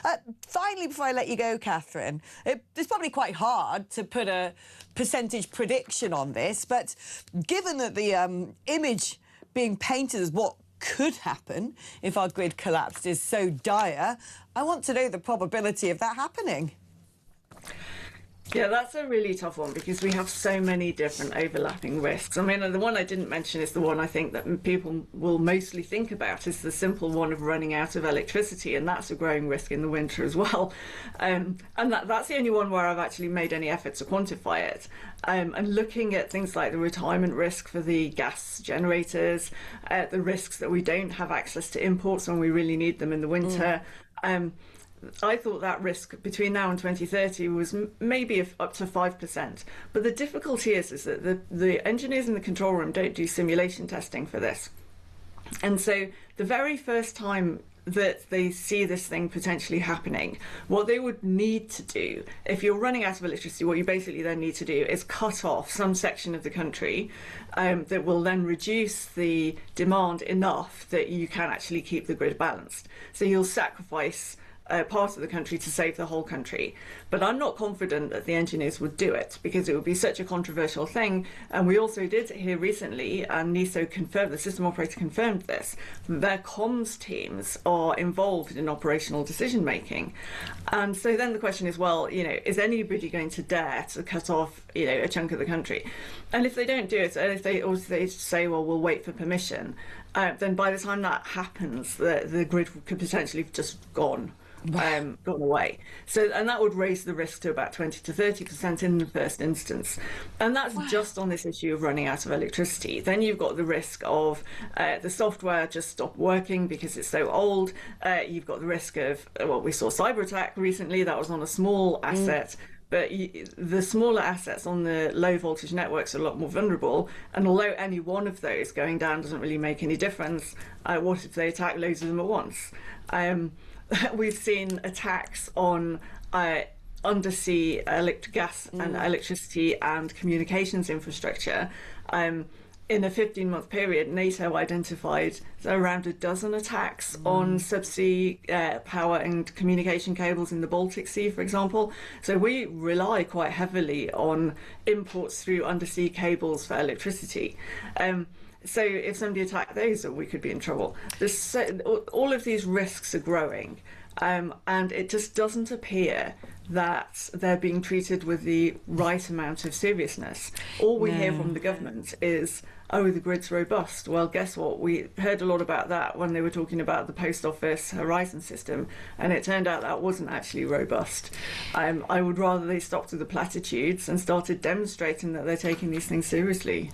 Indeed, I agree. I mean, it's just the complacency and the zealousy for neo-religious projects like net zero. It really does remind me of the communists in Russia and Chernobyl. Catherine, thank you so much. It was a brilliant article. I recommend anybody goes and Googles it, because you want to be prepared, because if it does happen, if we're talking about, well, even a 5% chance, but up to 30%. Also, the brilliant war historian David Betts has pointed out that a lot of our critical infrastructure is completely undefended. And with friends like Russia and Iran, you might want to think twice about taking this issue a bit more seriously. Emoji Mayor. OK, let's take a short break now.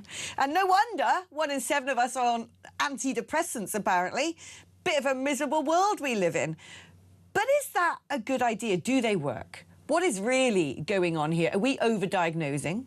Are the antidepressants having a bad effect on people? Are we overprescribing? Is there something else that might have happened socially, which is making everybody so blimmin' miserable? Might it be social media? It's one of my theories. Anyway, I'm joined by a brilliant friend. The psychologist and broadcaster Emma Kenny is going to be talking to us about that after this.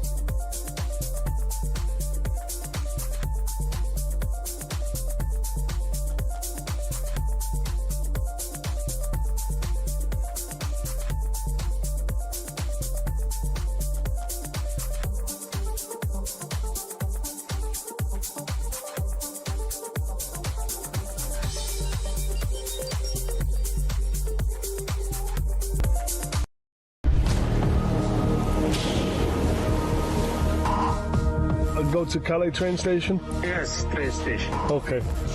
I was gripping. It was brutal. Come on, guys! Both hands, go on!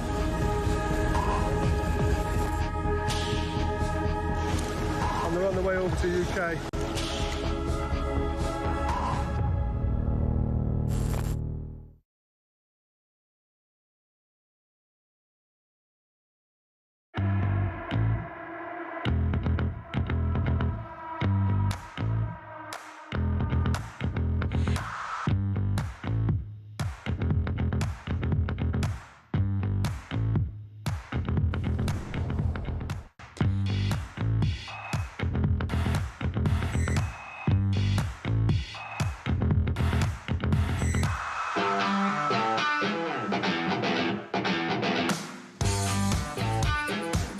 Across the UK, on DAB+, on YouTube, on your mobile, and on your side.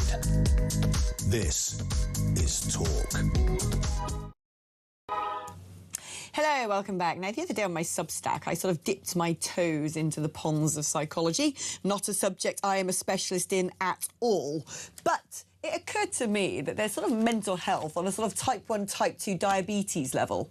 There are genuine mental health conditions. But I started to question whether certain mental health issues could be environmentally induced. Certainly, the child psychologist Jonathan Haidt has written about how social media and living life online digitally, not going out and playing with your mates in the sunshine, is having an extremely deleterious effect on young minds. But now it turns out that 1 in 7 people in England are being prescribed antidepressants. What is going on? Let's speak to the brilliant Emma Kenny.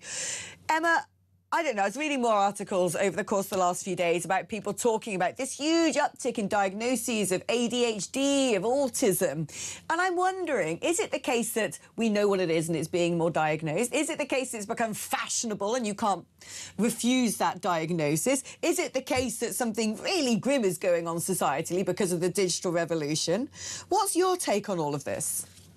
I mean, I think all of those things can kind of be combined. I definitely think when it comes down to the way that we live, we're living in a really inhospitable way. We shouldn't be living the way that we are. It's terrible for our mental health. I think that the UK, with respect, and the Western world to some degree, is feeling more depressed as a whole because of high taxation, more problems just because of the way that we're financially dealing with the world. And also, social media offers social contagion.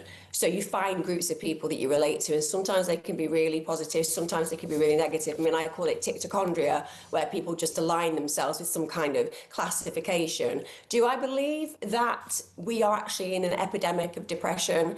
There is a level of truth to that, but it's not because they need antidepressants. It's not because we need classifications of ADHD to explain our behaviours. You know, it's far more simple than that. And I think probably the biggest problem that we've got in our society now is the profitability that people have from prescribing and the lack of accountability that individuals feel about taking personal responsibility for their own lives. And yes, that sounds judgmental, but the reason for that is I care deeply about the human process. And the only reason that you feel the way that you feel, unless you are absolutely clinically depressed and chemically depressed, which is a lot rarer than people believe, if you have purpose, if you take accountability, you take responsibility, you will feel far more positive in your world. And we have done a hell of a lot of damage in making people feel that they can be prescribed a medication that's going to be a miracle. And then when that fails, and most of the time, in the long term, it will fail to some degree, they feel like they were broken. And they're not broken. Not person out there is broken. I was reading the other day a clinical report into how sort of short videos online mess with our dopamine release systems. Sure. And then you've got these SRIs, the serotonin receptor inhibitors. It seems to me we're sort of forcing mad dopamine releases with social media and then chucking even more sort of artificial hormones on top of it to try and reverse it. I definitely think the way that we live now, we live in boxes, we spend time watching boxes, we drive to work in boxes, we die in boxes. That's a very clear narrative of our survival experience in the UK. I think what we need to do is to come back down to basics, and people hate it when you do this. People genuinely hate it and feel patronised when you say, you need to eat a good diet. You need to get your blood work done. It really distresses me that GPs don't do that. Lots of people have got really low iron. You're not depressed, you're actually dealing with low mood and fatigue because you've got low iron. Some people are burnt out because they're in jobs they don't like.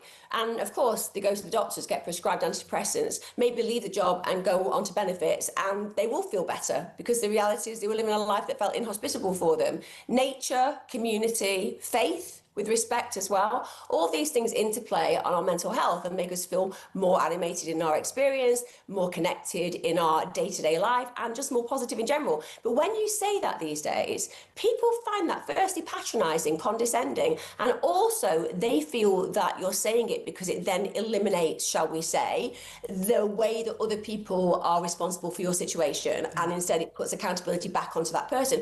But the truth is, you can't deal with your mental health until you deal with the fact that you are an individual who is in control of your own world, and you do have power. And I found it really strange in the last 2 decades, in particular working therapeutically, it's almost like we've done this backwards peddling where we're saying to people, oh, you're just a victim. Yeah. You're not a victim. You are purposeful and amazing beyond measure. And somehow that's become the issue. Emma, there you are. You are purposeful and amazing beyond measure. You definitely are. Our audience is. I think the moral of the story is remember how to be a human. Emma, thank you ever so much. It's a topic I want to explore in far more depth, so let's catch up again and revisit it at some point in the future. I think we're going to end up having social media cleansing organisations in time. We definitely need them. But anyway, if you're watching on YouTube, stay tuned. I'm back after this.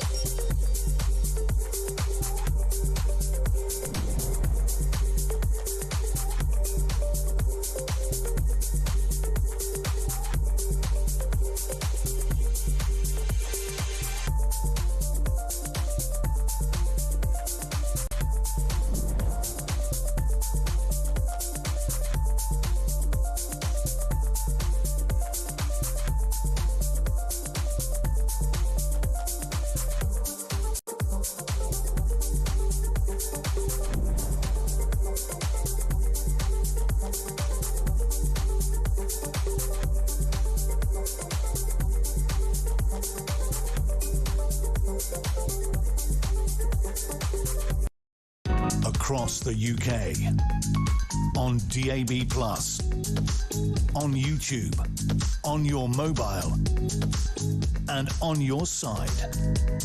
This is Talk.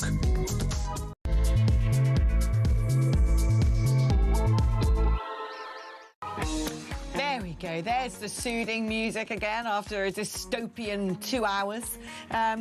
The thing is, we have to talk about these things. If we don't talk about them, if we want to live a life of ignorance and brush under the carpet the fact we have jihadi training camps, porous borders, potentially going to have mass blackouts, that everyone's going mentally ill because we live our lives online and people can be radicalised in real time in front of your very eyes as a result, well, we're just going to be ushering in our own civilisational end. So consider this programme just one little cog in the machinery to try and prevent that. But really, I mean, fascinating 2 hours for me. I've loved talking about every single subject so far because I think they really are of national importance. And you know, don't you, which is why you're listening to this channel, that you won't get the truth and the vital, necessary information anywhere else. So thank you for being a loyal advocate for this channel. Spread the word. This is where truth reigns and where free speech truly is free. Numbers on the screen there if you want to add your voice to the conversation. 03444991000 is the number. If you want to make a phone call and register your interest about being patched through to the studio later, Kieran is poised and ready to take down your details. it is your normal network rate. You can also use that number to send me a WhatsApp message or leave me a voice note on WhatsApp. 8722 will get you a text, but in order for it to then be dispatched to the right studio, you have to write the word talk before you send your message. OK, let us go back to our top story, because it is a talk exclusive from 5 p.m. this evening. Is a bloke shot, and Christian Drogan's incredible, groundbreaking report into the small boat crossings will be played live on this channel. It's been a long time in the making. But Christian Drogan became the very first British reporter to actually make that crossing in a dinghy. Let's have a look.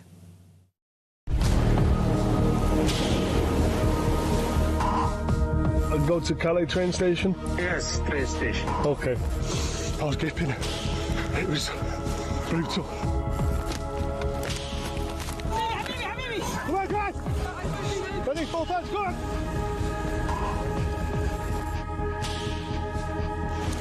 And they're on the way over to UK.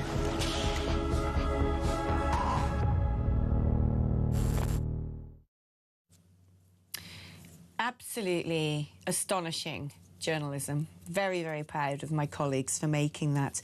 And it really does, I think for the first time, reveal what we have been talking about for years. Let's bring in Tony Smith, former head of the UK Border Force, to discuss what we are learning from this amazing exclusive. I mean, what's clear is, and I think perhaps most importantly, the chaos of all of this surrounding these crossings. But I think one of the most startling things that Christian has uncovered is it appears in some respects that the French authorities are now almost complicit in this process.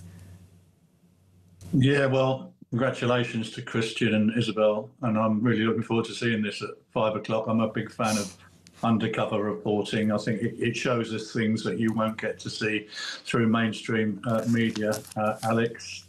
From what I've seen of it and the readout, there is some really useful intelligence about how people are getting on board dinghies in France. And, you know, what struck me was that it seems as though quite a few of the migrants or wannabe migrants are actually human smugglers themselves.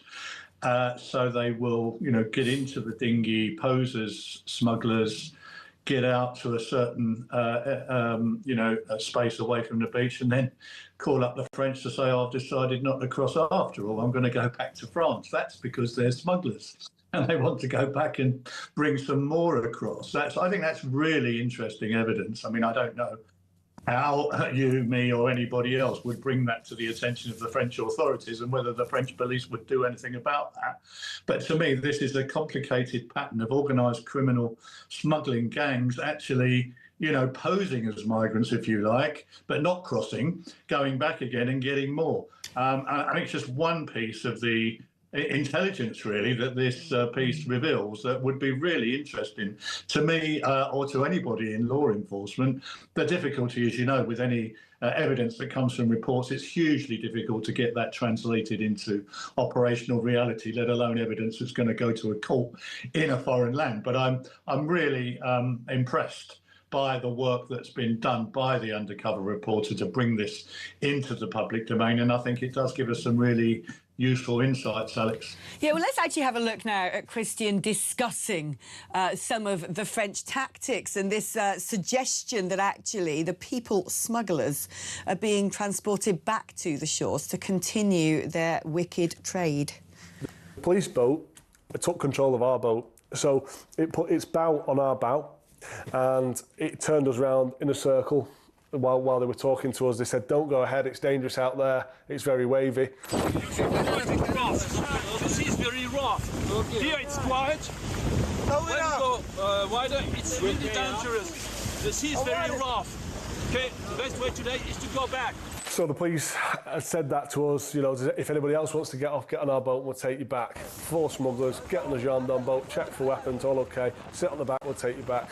The police, the gendarme, took the smugglers back to the shore. So effectively, the police are giving the smugglers a free lift back to shore. There's a bit of a fig leaf going on here. Yeah. Oh, you know, a few people need to get off. Nobody who's come all the way from sub-Saharan Africa changes their mind at that point. The police are taking them back to the French beaches where they're free to repeat the whole exercise. And the reason this works brilliantly for the smugglers is because they don't have to go all the way to England. What a hassle that is, only to come back again. Yes. Nobody's recorded what I recorded. Smugglers getting onto the gendarme boat and being taken back to shore. That is scandalous. I mean, Tony, you were the former head of UK Border Force. Have you ever witnessed in your time serving what appears to be French law enforcement being complicit in essentially illegal activities? Because if I were Andy Burnham right now and saw that, I would be calling it a major diplomatic incident. I would be calling the French ambassador to make a presentation towards Parliament. I'd be on the phone to Emmanuel Macron. I would be treating this with the utmost severity. Or is this just what we have to expect of the French? Oh, well, you know, buff, that is how things go with our sort of Anglo-Gallic relations. Yeah, I think this is a difficulty. Alex, is how do we get the French to do what we want them to do? How do we get them to comply themselves with international law? How do we persuade the French to actually set up their own unit to smash the gangs that are clearly operating on their own shores rather than us trying to do it from here? I think that's the real problem, because the French, to me, the French operational policy on maritime interventions is a complete mess. We don't know what their instructions are. We don't know what their guidance are. We get mixed messages all the time about what they're doing. But I think this particular report indicates that there is certainly you know, and it's pretty obvious from the report. I don't think the French police said, well, I didn't realise these people were smugglers. It's pretty obvious from your report that they are going back to France, not because they're worried about the choppy seas further out in the Channel, because they want to pursue their business. So they should all be arrested, shouldn't they, on the basis of that they are human smugglers. That is a serious offence, both in France and the UK. They should be arrested by the French authorities, and I would like to see the French police have their own crime unit that is specifically targeted at taking out the smugglers who are clearly operating right literally under their noses and being arrested and prosecuted for the offence of trying to facilitate illegal entry to the UK. But we can't control what the French do, Alex. We've spoken about this before. I think the Home Office teams that have been over there, you know, the people that we've had over there negotiating these deals would dearly love to be able to persuade the French to take a different approach and to take all of those migrants back to the beaches rather than just the human smugglers, but they won't. And how we go about changing their minds, can any government ever do that? I simply don't know. It's beyond my realms. It's a diplomatic issue. You say that, but do you know what, Tony? I honestly think if the boots was on the other foot, OK, if this was people, you know, potential terrorists, fugitives, you know, opportunists coming from the UK into France, and it showed the UK police doing those things, Macron would go crying to the EU, it'd be stamping his little feet, it'd be screaming bloody murder, he'd be threatening sanctions. I mean, heaven forfend, if a UK fisherman just happens to take one bivalve out of a French fishing zone, they go absolutely postal. I actually think if the boot was on the other foot, Macron would be making a massive song and dance of this. I don't know why we seem to have this British stiff upper lip response when it's very clear our near neighbours are really not doing what they can to help us in this situation. Let's have a little look at the response of Reform UK leader Nigel Farage, because he was on our breakfast show this morning. And you can see from all of this that really the only people that can even make it onto the boats are young, fit males, just given the whole procedure that they have to go through. It always takes me back to Darren Jones, the then Secretary of State to the Prime Minister, who looked square down a camera on Newsnight and said, I don't know, 8 months ago, what you're wrong with, he was talking, I think, to Zia Yusuf, 90% of those that come across are women and children. That's fundamentally wrong, Nigel. Yeah, that's wrong. We also had, particularly the Greens, saying lots of brain surgeons were coming. I mean, you know. None of them joining the Green Party, I'd like to point out. These are aggressive, dangerous young males, and there's no other way of putting it. There are some who say, well, could some of them turn into a force within this country, perhaps even an army within this country that's against us at some point in the future. I don't think we're there yet, but the risk remains. What I am certain of, and what I've been saying for a long, long time, and I kept asking Keir Starmer and Shabama Mahmood this in the House of Commons, and it's really summed up here by the journalist Christian Drogan, where he says at the end of the article, this is a national security emergency. Well, indeed, it is a national security emergency, but I do find myself agreeing with the Mayor of Calais, Tony, when he said years ago, the big problem is the British are like El Dorado to these migrants. And I often point out, you look at the way that they live in the sand dunes in Calais, bin bag bivouacs, gunshots. Yes, you've got people like Care for Calais handing out bowls of gruel and leaflets in English with sort of, you know, cosy words of encouragement. But they know, don't they, that when they get here, they have so much to look forward to. And it's quite striking that at the same time that Isabel and Christian have made that exclusive report, the Reform UK leader of Essex County Council has been granted access to one of the big asylum centres. And it's a holiday camp. There's a gym, a football pitch, a snack bar, that they have mobile phones, a television room, they have a massive banquet, all halal, of course. They've got a multi-faith prayer room, which is basically full of Qurans and prayer mats. They're working out, you know, doing lifting weights, preparing for Lord knows what. But most staggeringly and frighteningly for me is the fact that of 800 residents, you barely see any of them on a day-to-day basis because they're being put in minibuses to send them on little jollies to all the nearby towns. We don't know who these men are. We don't know who they're connected to. There's no way of recording them coming in and out of those hotels. I heard from Peter Harris when he asked the people who are supposed to be managing the security of this particular asylum centre that some of these migrants go missing forever. Some go missing for days. Even then, they only tend to stay about 80 days before they're dispersed around the country in HMOs. I mean, oh my goodness, if the French are aiding and abetting a deeply perilous illegal invasion of our country, it seems to me our government's doing the same. Yeah, so Alex, I'm giving evidence to the Bill Committee next month on the latest piece of legislation that the government has passed. It's the fifth piece of legislation in as many years that's been passed. It will try to tackle some of the things you mentioned, I think, in terms of the asylum support system, the appeal system, and trying to reduce some of those pull factors. But I don't know if you knew that actually we already have powers in UK law to exclude anybody from the asylum system who comes from a safe country like France. That was put in place in my time back in 2002. It's still on the statute book. It was used by the Tories for Rwanda. It's been used by this government for the one-to-one scheme. So we don't actually have to admit any of the boat arrivals into our asylum system if we don't want to. That is a political choice. And the reason we are admitting people into the asylum system is not because we don't have the powers not to. It's because we can't remove them anywhere, Alex, because the French won't take them back. And as you know, the top 5 nationalities, we've got no readmission agreements. So the government have taken a position that, yes, we have got powers to deny them asylum if we want to. What we don't have is powers to deny them applications for human rights protection, and we don't have powers to deny them applications for modern slavery. So the lawyers will move their tactics and make those claims instead. This is what they did under Rwanda. That's why we couldn't get the Rwanda plan going.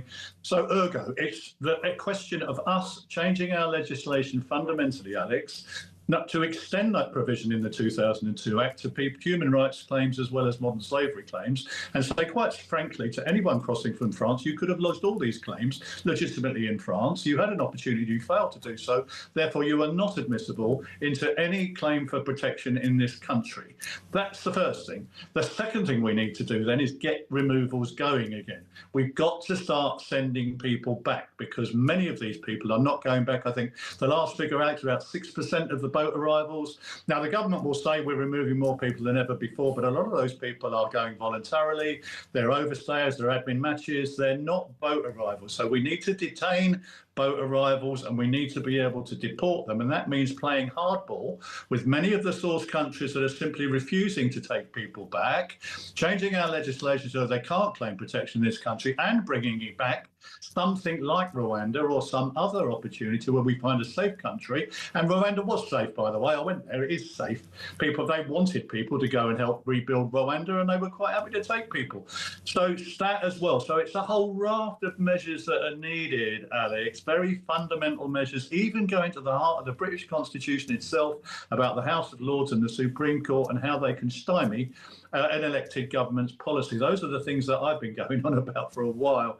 And, who am I? I mean, I'm just a former head of the Border Force who's been doing this business for about 50 years. But I do know when I was an officer, that's what happened. No one claimed asylum. No one claimed human rights, Alex. I've told you before, they'd be detained and deported. I think the mood music, certainly from a lot of the parties, is detain and deport. But it's a lot harder to do that unless you've really got some serious intention to fundamentally reform and get back to legislation which enables all of those things to do. And that does put us in tension with international law, certainly the 51 conventions. It puts us in tension with those. And it will have a considerable opposition, I think, from parties in this country who are favourable towards migration. It's a very, very tough ask, but the Australians did it. Trump's made a big difference down on the US-Mexican border. If you look those figures up, it can be done, Alex, but it does take a lot of political nerve. And I think although Shabana Mahmood is moving in the right direction, to be fair to her, she's being tougher than the previous Home Secretary. She herself is now facing, I think, pressure from within her own party about this is going too far in reducing the pull factor, let alone doing some of the things that I'm advocating, which is to detain and deport everybody. And yet, I mean, you make a very important point there, which is the buck stops with Parliament, the buck stops with legislation. I don't give a flying squirrel about international law. I don't. Break it. What happens? I don't care. You don't end up being put into international law prison. Oh, well, some diplomatic relations might sour. Oh, the UN might have to say something. They can shut up. When the UN appoint people like Iran onto their Human Rights Committee, you really have to question the sanity of that project.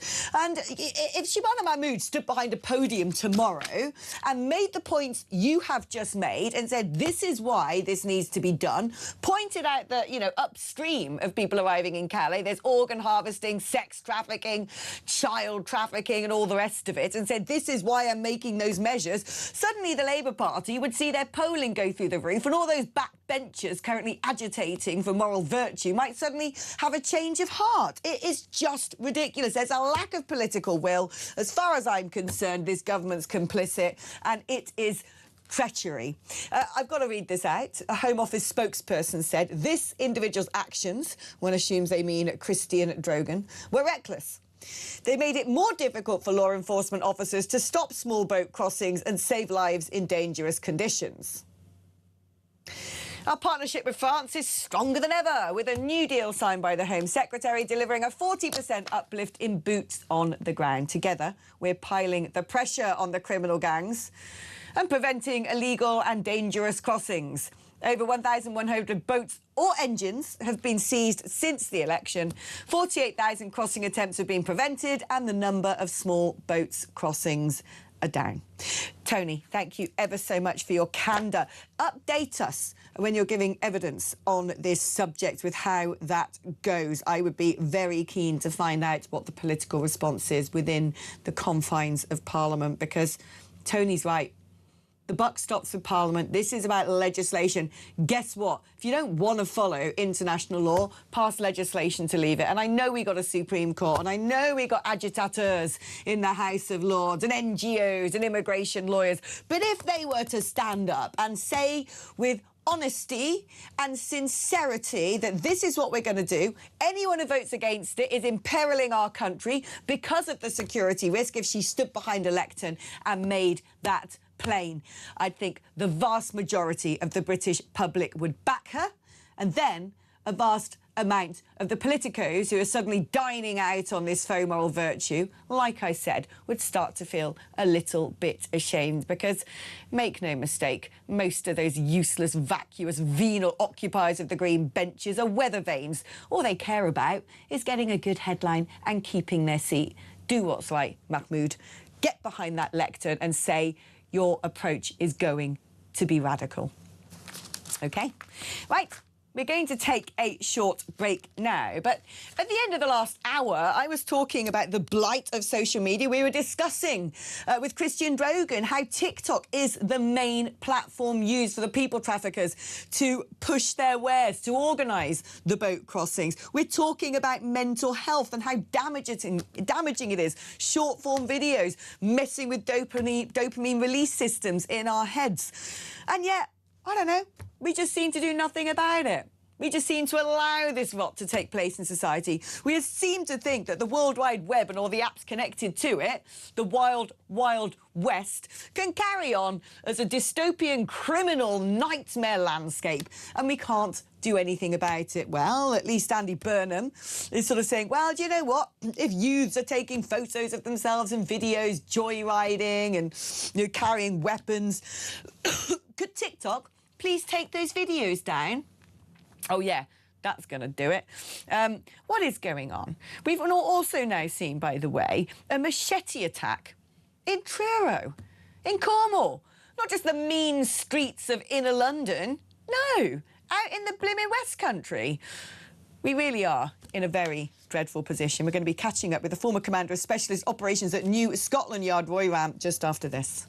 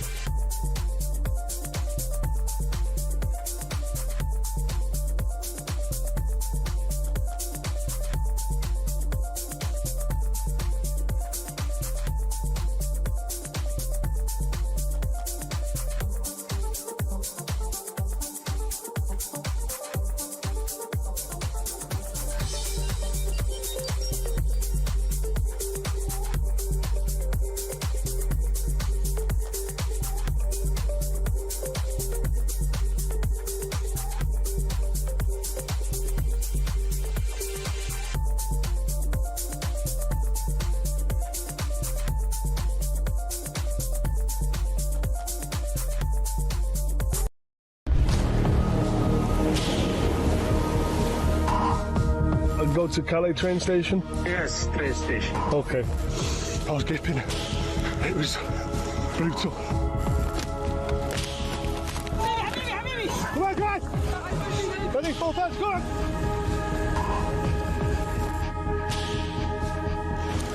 And they're on the way over to UK.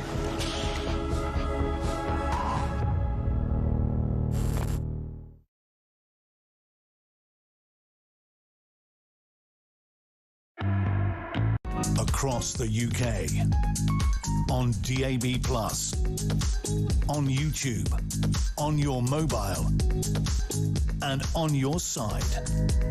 This is Talk.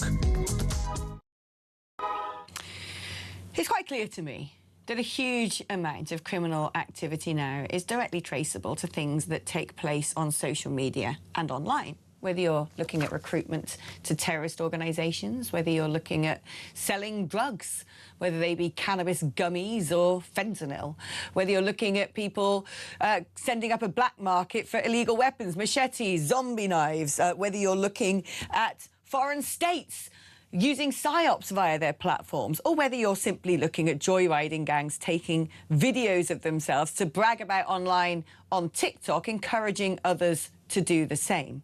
OK, so it's partly reassuring that the Mayor of England has decided to turn around and say, well, you know, maybe TikTok shouldn't allow people to put videos of themselves online joyriding vehicles. It could send out the wrong message. Is that all we're going to do? Is that as far as we're going to go with dealing with the blight of these huge dot-com companies, Silicon Valley, who seem to act with impunity? It seems to me a lot of politicians are scared about holding them to account, because guess what? If Silicon Valley turns against them, they might find they don't get favourable algorithms anymore. But surely we cannot go on like this. Let's speak to Roy Ram, former commander of specialist operations at New Scotland Yard. I mean, it seems to me Silicon Valley once said, you know, move fast and break things, or the technology's out there, we're going to have to retrospectively legislate to now contain it. And yet nothing's really being done. And I'm a layperson. I don't really know much about criminality, never been involved in crime myself, barely on social media, but I've connected the dots. And I think that there's a lot to be answered when it comes to companies such as TikTok. Why have we not addressed this? I mean, as someone who is former commander of specialist operations at New Scotland Yard, have you drawn that connection? Am I being sort of hyperbolic? Am I over-egging this? Or have we got a real issue with the way that certain apps are being used essentially to encourage pretty extreme criminal behaviour? Yeah, no, I don't think you are overstating it. I think a really serious and in-depth view of the impact of social media, particularly on young people, but on crime in general, it is long overdue. I don't think there's any doubt whatsoever that there are aspects of social media that make it an enabler of crime. It's an enabler of very serious crime, as you've been talking about, in terms of the sale of drugs and the acquisition of drugs by young people, by clandestine activity. But I think it's also proved to be a platform for some really dangerous, but in a way low-level criminal activity. I mean, what we've seen over the last few days about people joyriding and putting the films on TikTok. Okay, it's come to the fore in the last few days for very obvious reasons, but it's been there for some time. You know, TikTok and Silicon Valley have known about it. The government has known about it for a long while. We've seen thousands of these clips of particularly young men, but young girls as well, doing incredibly stupid things. Not just the joyriding, but the things where they, you know, hold their breath till they pass out, where they do really dangerous challenges. It's a whole new area. It's almost like another dimension into which we haven't really effectively introduced policing. We're on the outside of it. It's like looking into a window and seeing some really serious things going on, and you can't get in there to stop it. So I do agree with you. I think that there are real dangers which are beginning to be acknowledged now, but I think they've been there for some time. I mean, this is the thing. Yeah, we're using the headline of the TikTok joyriding gangs as an example. But we were having a discussion at one point, weren't we, as a country, certainly in America, about whether things like TikTok should be banned. It's a Chinese-owned platform. I have no doubt that they use it as a form of foreign psyop. They don't allow it in their own country, but they can mess with the algorithms to promote certain crises, whether that be gender dysphoria, which has been, as far as I can tell, peddled out to innocent young minds via various social media platforms. But they're used for things like, well, we were talking about people trafficking, the small boat crossings, terrorism, paedophilia, child grooming. This is serious. This is so serious. And it seems to me that Andy Burnham is more interested in TikTok existing so he can rate Greg's sausage rolls or whatever it is he does with his short-form videos than he is about calling them into the House of Commons and saying, you're going to be closed down because you are not managing your own platform. And I just wonder, you know, I wonder how much of a blight this has become to the police, because they seem to be, with the advent of social media, dragged into a quagmire most recently of policing tweets when there's actual criminal operations taking place in the virtual sphere.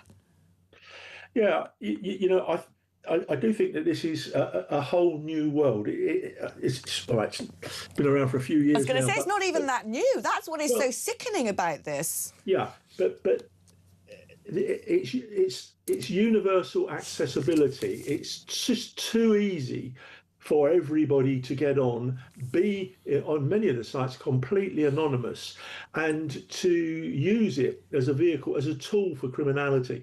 So you've got kind of that segment of it, which the police do try to get to look at. I don't think anywhere near enough. But then you've got this whole other area of the way it's affecting particularly youngsters, children getting on there.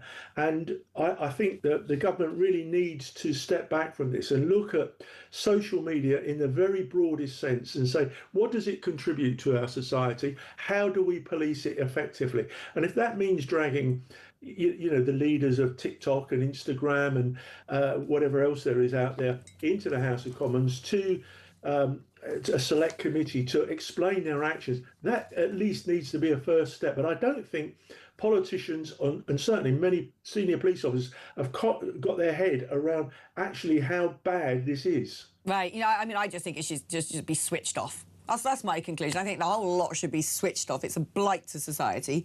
And I wonder about, because it does seem to me we're becoming Mad Max in this country, and that the problem is spreading out of inner cities, where you might expect there to be violent crime, and into every last corner of our country, because certain things are glamorised and glorified, and because of social media, people anywhere in the deepest, darkest corners of the most remote village have access to international cartels who might want to sell you a zombie knife or encourage you to go out and use it. And here's a prime example of this.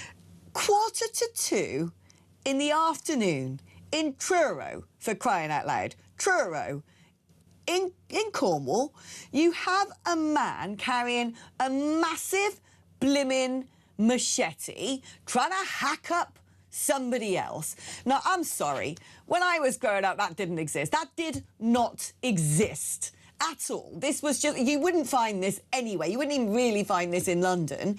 But now it's just normal behaviour wherever you might be in the UK. What is going on, Roy? I hadn't seen that video until just before coming onto the programme. I do think it is truly terrifying. We are extremely lucky that the injuries that have been inflicted have not been, we're not looking at several fatalities.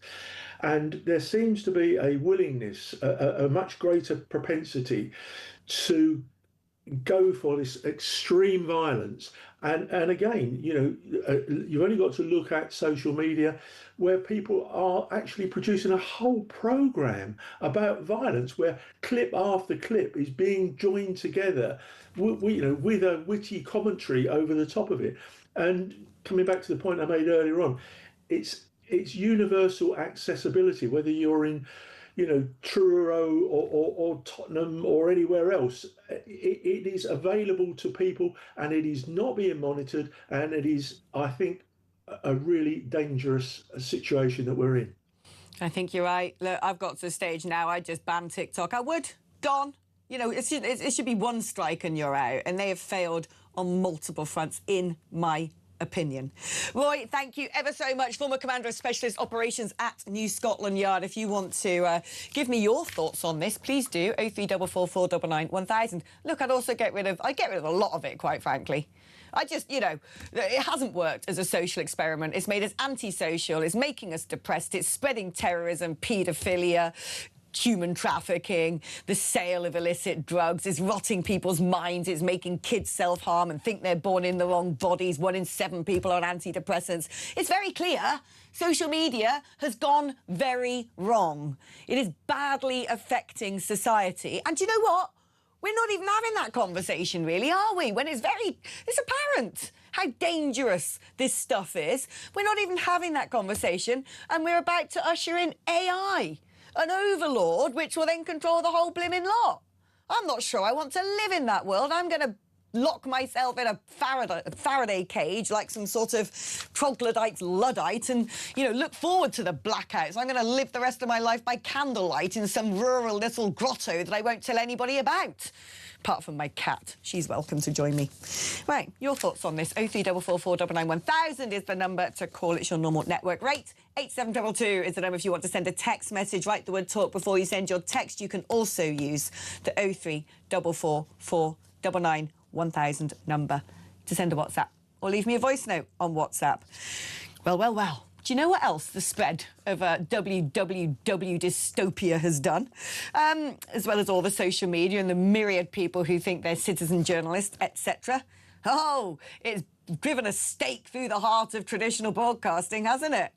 Yeah, messed up my industry no end, and the BBC are really finding it tough to survive in a new sort of multipolar, multilateral world of content. In fact, the next casualty could well be Newsnight. Meanwhile, more than 600 industry professionals have signed an open letter attacking the BBC's unaccountable, inexperienced and failing commissioning strategy. And if that wasn't enough, they're still embroiled in a legal battle against Donald Trump for the defamation case where they spliced together that footage suggesting that he had instigated or at least incited the Capitol Hill riots. What next for the BBC? We're going to be catching up with Roger Bolton, former BBC executive, after this.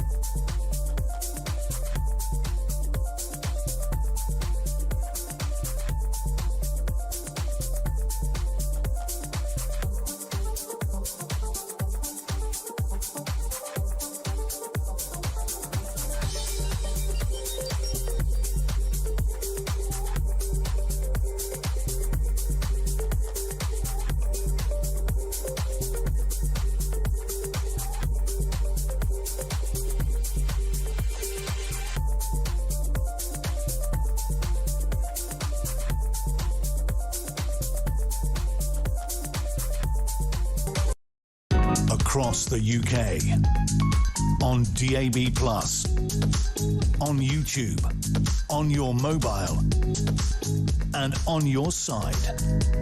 This is Talk. Here's something you may not know about me. I used to work for the BBC, that's right. It was back in 2009. I was part of the inaugural talent pool scheme where they took 10 people already in broadcasting that they were going to specifically train to get far into the corporation. I didn't. I quit. I didn't like it. It's true. I went to work at BBC Wales and I thought it was so Guardian-Easter. I remember sitting in an editorial meeting one day talking about we're going to decide the treatment of the year anniversary since the EU 7 accession states were able to have freedom of movement into Cardiff.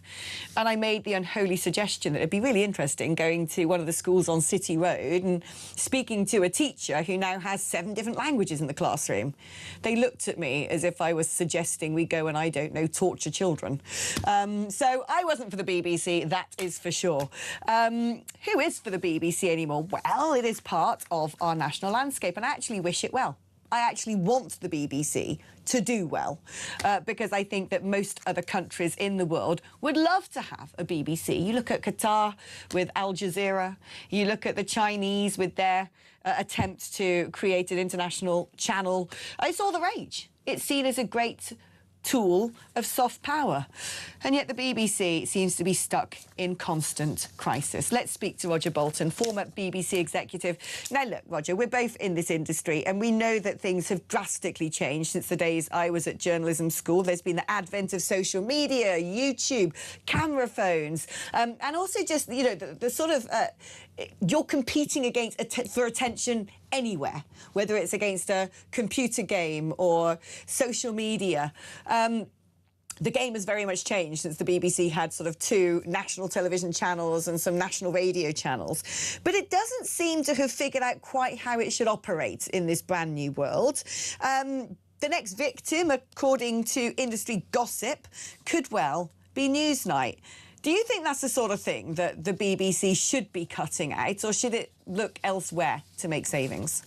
Well, I personally don't think it should, but it will have to make these savings. These are under the old regime, and the reason it has to make them is since about 2012, the BBC has been squeezed, so its real income is about 30 to 40% down on what it would have been if it kept pace with inflation. At the same time, Netflix and other organizations, their income has gone up through the roof, and you have all this competition from you and elsewhere. So the BBC is in a corner, and it's got to find cuts somewhere. I think there's been a big error made in the last 2 years. What we should have done with the BBC coming up is to say, what public service content do we want? How should it be delivered? And what are we prepared to pay for it? We haven't had that discussion. So here we are with the BBC having to cut and cut and cut again, which still doesn't know what its income is going to be in the future.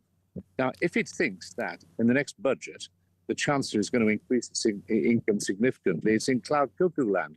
So I think we're going to see cut after cut. And I think it's getting very late. But the Culture Secretary should start a debate about what public service content we want and how to structure the BBC to deliver it. Yeah, interesting, because I want to sort of focus in on this idea of public service broadcasting, because I feel very passionate about this. It seems to me the BBC have become obsessed with trying to make podcasts or on-demand content to compete with Netflix and Amazon Prime, which to me isn't public service, that's entertainment. And guess what? You ain't gonna be able to beat them. And yet it's quite clear that what Amazon Prime and Netflix don't do is they don't make news. You can't go and watch the headlines on Amazon Prime. You really don't get... You might get the odd sort of documentary about aliens or a school that's caught Tourette's or something like that, but it's not really in the business of current affairs. And that, to me, is public service broadcasting. And I wish the BBC would be a better gatekeeper and provide better news service. Why is it that's what they always cut? Well, the problem is, Alex, that every listener and every different they would cut. And because I would be on your side, but I'm a journalist, so it's likely I would be on your side, and I certainly wouldn't cut your side. But I think you've got to now say, we've gone past the time when the BBC could do everything for everybody. It doesn't have the money in. So what it has to decide, and it shouldn't decide it alone, there should be a public debate, is what do we want the BBC to deliver. Now, I would say, like you journalists, I would say regional, local coverage is desperately important. But I would also say, make sure the BBC could continue to produce comedy like Android.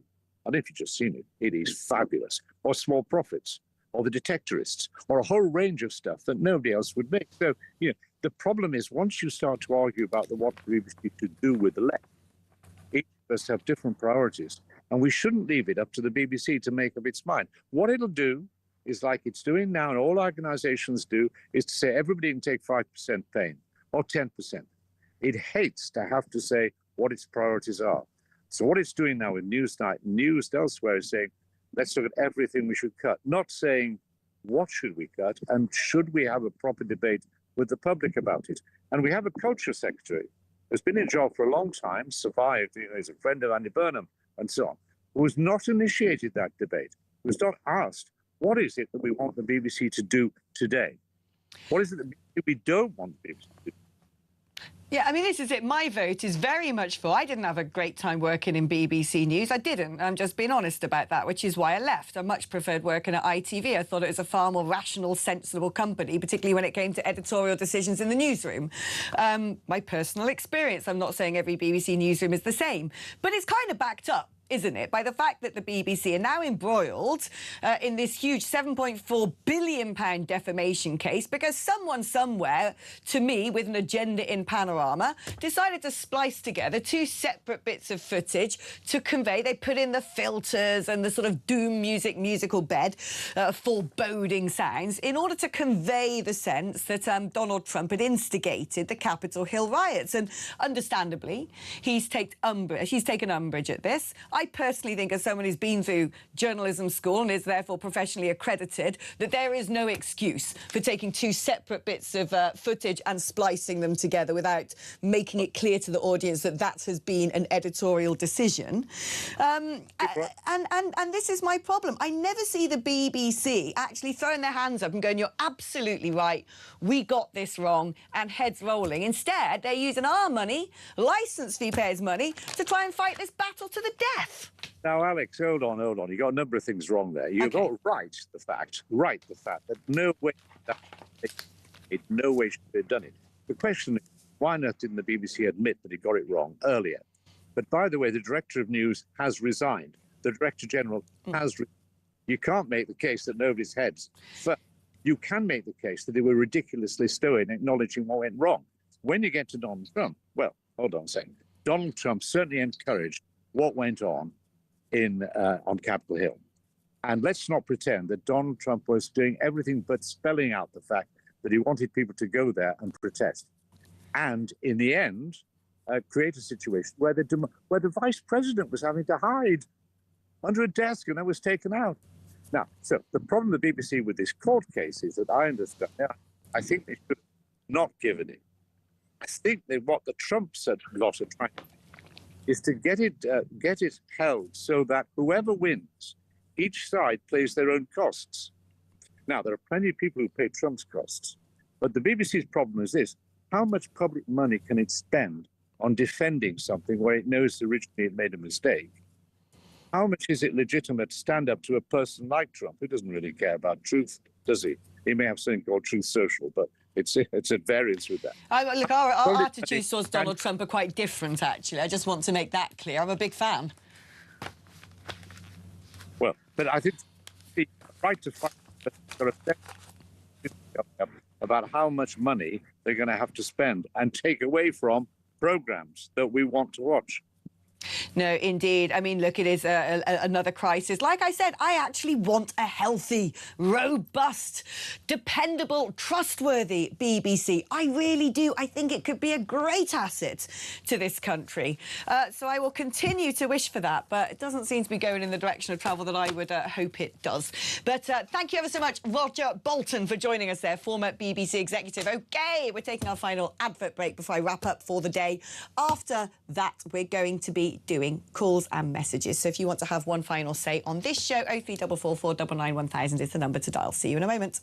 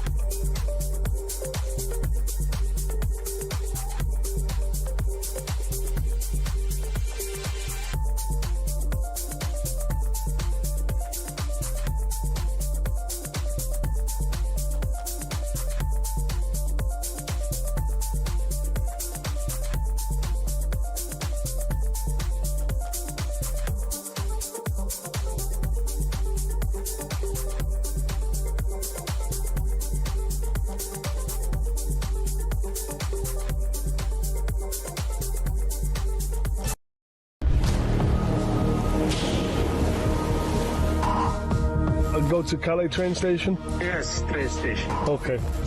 I was gripping. It was brutal. Come on, guys!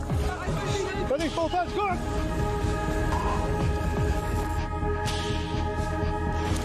And they're on the way over to the UK.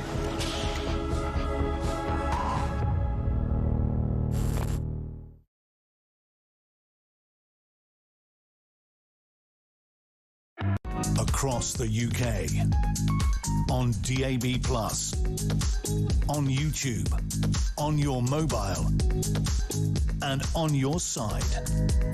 This is Talk. All right. Let's wrap up with some calls and some messages, shall we? Let's first of all speak to Andy, who's in Merseyside. Is that you, Burnham? Is it Bootle's very own Burnham? Have you decided to call up the show to defend yourself? Well, I don't like the Smiths, but I do eat crisps, and I don't really think he's got anything to do with me. I'm nothing like him. I just enjoyed that turkey who would never vote for Christmas, Mr. Bolton, who was just on. But what I wanted to talk to you about is this issue with regard to the migration ongoing problem that we've had in this country for, well, the last 15 to 20 years. The issue for me is that we've got to a situation now where it's such a election winner, the promise that you'll do something about immigration, that nothing gets done about immigration. We've now got the farce of Labour exploring a Rwanda-style policy, which they opposed vehemently while they were in opposition. Stand by for the Conservatives finding some way to not support it, because they know that this is such an important issue in the UK, the most important issue, because it links into financial wealth, the wealth of the country, and everything, and the safety of the citizens within this country. It is the most important thing that's going on in the country at the moment. And if you had the Tories go along with a Rwanda-style policy that was implemented by Labour now, the Tories know that that would lead to so much public satisfaction they would be further away from getting back in, and that's the reason why Labour wouldn't support it. You know, I think you're absolutely right on this. I am so sick to death of political parties having years in power and squandering the opportunity to do something because they're more interested in playing games, whether it's against factions within their own party, whether it's mudslinging, you know, across the other side of Parliament. Kemi Badenoch going, Georgia Maloney thinks that I shouldn't do a deal with Nigel Farage, and then Georgia Maloney's like, I didn't say that. All of this stuff is why we've gone to hell in a handcart. And the first political party that stands up and says, we're going to cut the BS and we're just going to have steely-eyed focus on solving our crises. I don't care. They want to throw mud? Let them. They want to use lawfare? Let them. They want to play games with headlines and viral tweets? Let them. We're going to do the serious business of solving this nation's problems. We won't take any enemies. We won't take no for an answer. This is a crisis and we are here to deliver. I think there'd be a standing ovation from all corners of the country, regardless of the colour of the rosette. I'm done with politics in the 21st century. It's been nothing but some venal, vainglorious fake news, celebrity for ugly people, dystopian talent contest for completely talentless people. And I'm done with it. We need quality on those green benches. We need serious brains who appreciate the gravitas of our situation, who don't care about showering themselves in faux moral rectitude and actually do the job they're elected to do. Thank you, Andy, for giving me the opportunity to get that one off my chest. All right, that's it, done. Hello, Ian. I was about to go, why, Jeanette, in love? That was beautiful. It's true, though. It was beautiful. I love impromptu. You know, when people say, what's the kind of qualification for our job? And that's that. That's what I get to do. It's that bit. No, because that's not written. You didn't know you were going to say any of that before you did. Mate, I never know what I'm going to say before it comes out. I know, and I've heard those shows. But when you're on fire like this... It's funny, people don't realise that, are we? Someone said to me the other day about how long does it take you to write your auto-cue. I'm like, my what? Yes. No, mate. I got nothing. I got like just news stories printed out. Yeah, maybe Otherwise, a couple it's of freestyle. points in your head or something, you know, something going on, and then you never know, you know, halfway through a show something happens and you've got to react to it. So. And you find yourself as well during the course of a show, you start thinking about other things and joining dots that you hadn't sort of necessarily made connections and seeing like a rich seam of a theme. Yeah, or a caller like will just mention something, you think, yes, that's got me. Right. Now I remember. Today, I think the rich seam of a theme has been social media, because I look at this amazing exclusive done by Isabel Oakeshott and Christian Drogan, and they talk about how TikTok are being used by people traffickers to organise all these crossings. And then you sort of connect that to this horrible incident with the joyriders and Andy Burnham going, oh, please can you take down those videos? But at the same time, he's trying to make viral shorts to make himself more popular, so he's not really holding them to account. Then we've got 1 in 7 people on antidepressants, probably because they're mad because they live on social media. And, you know, it goes on and on and on. And I just suddenly thought, well, that's it, isn't it? Let's go back to the 90s. This is going to be an era, you know, in 100 years' time. What we're living through, there's maybe no name given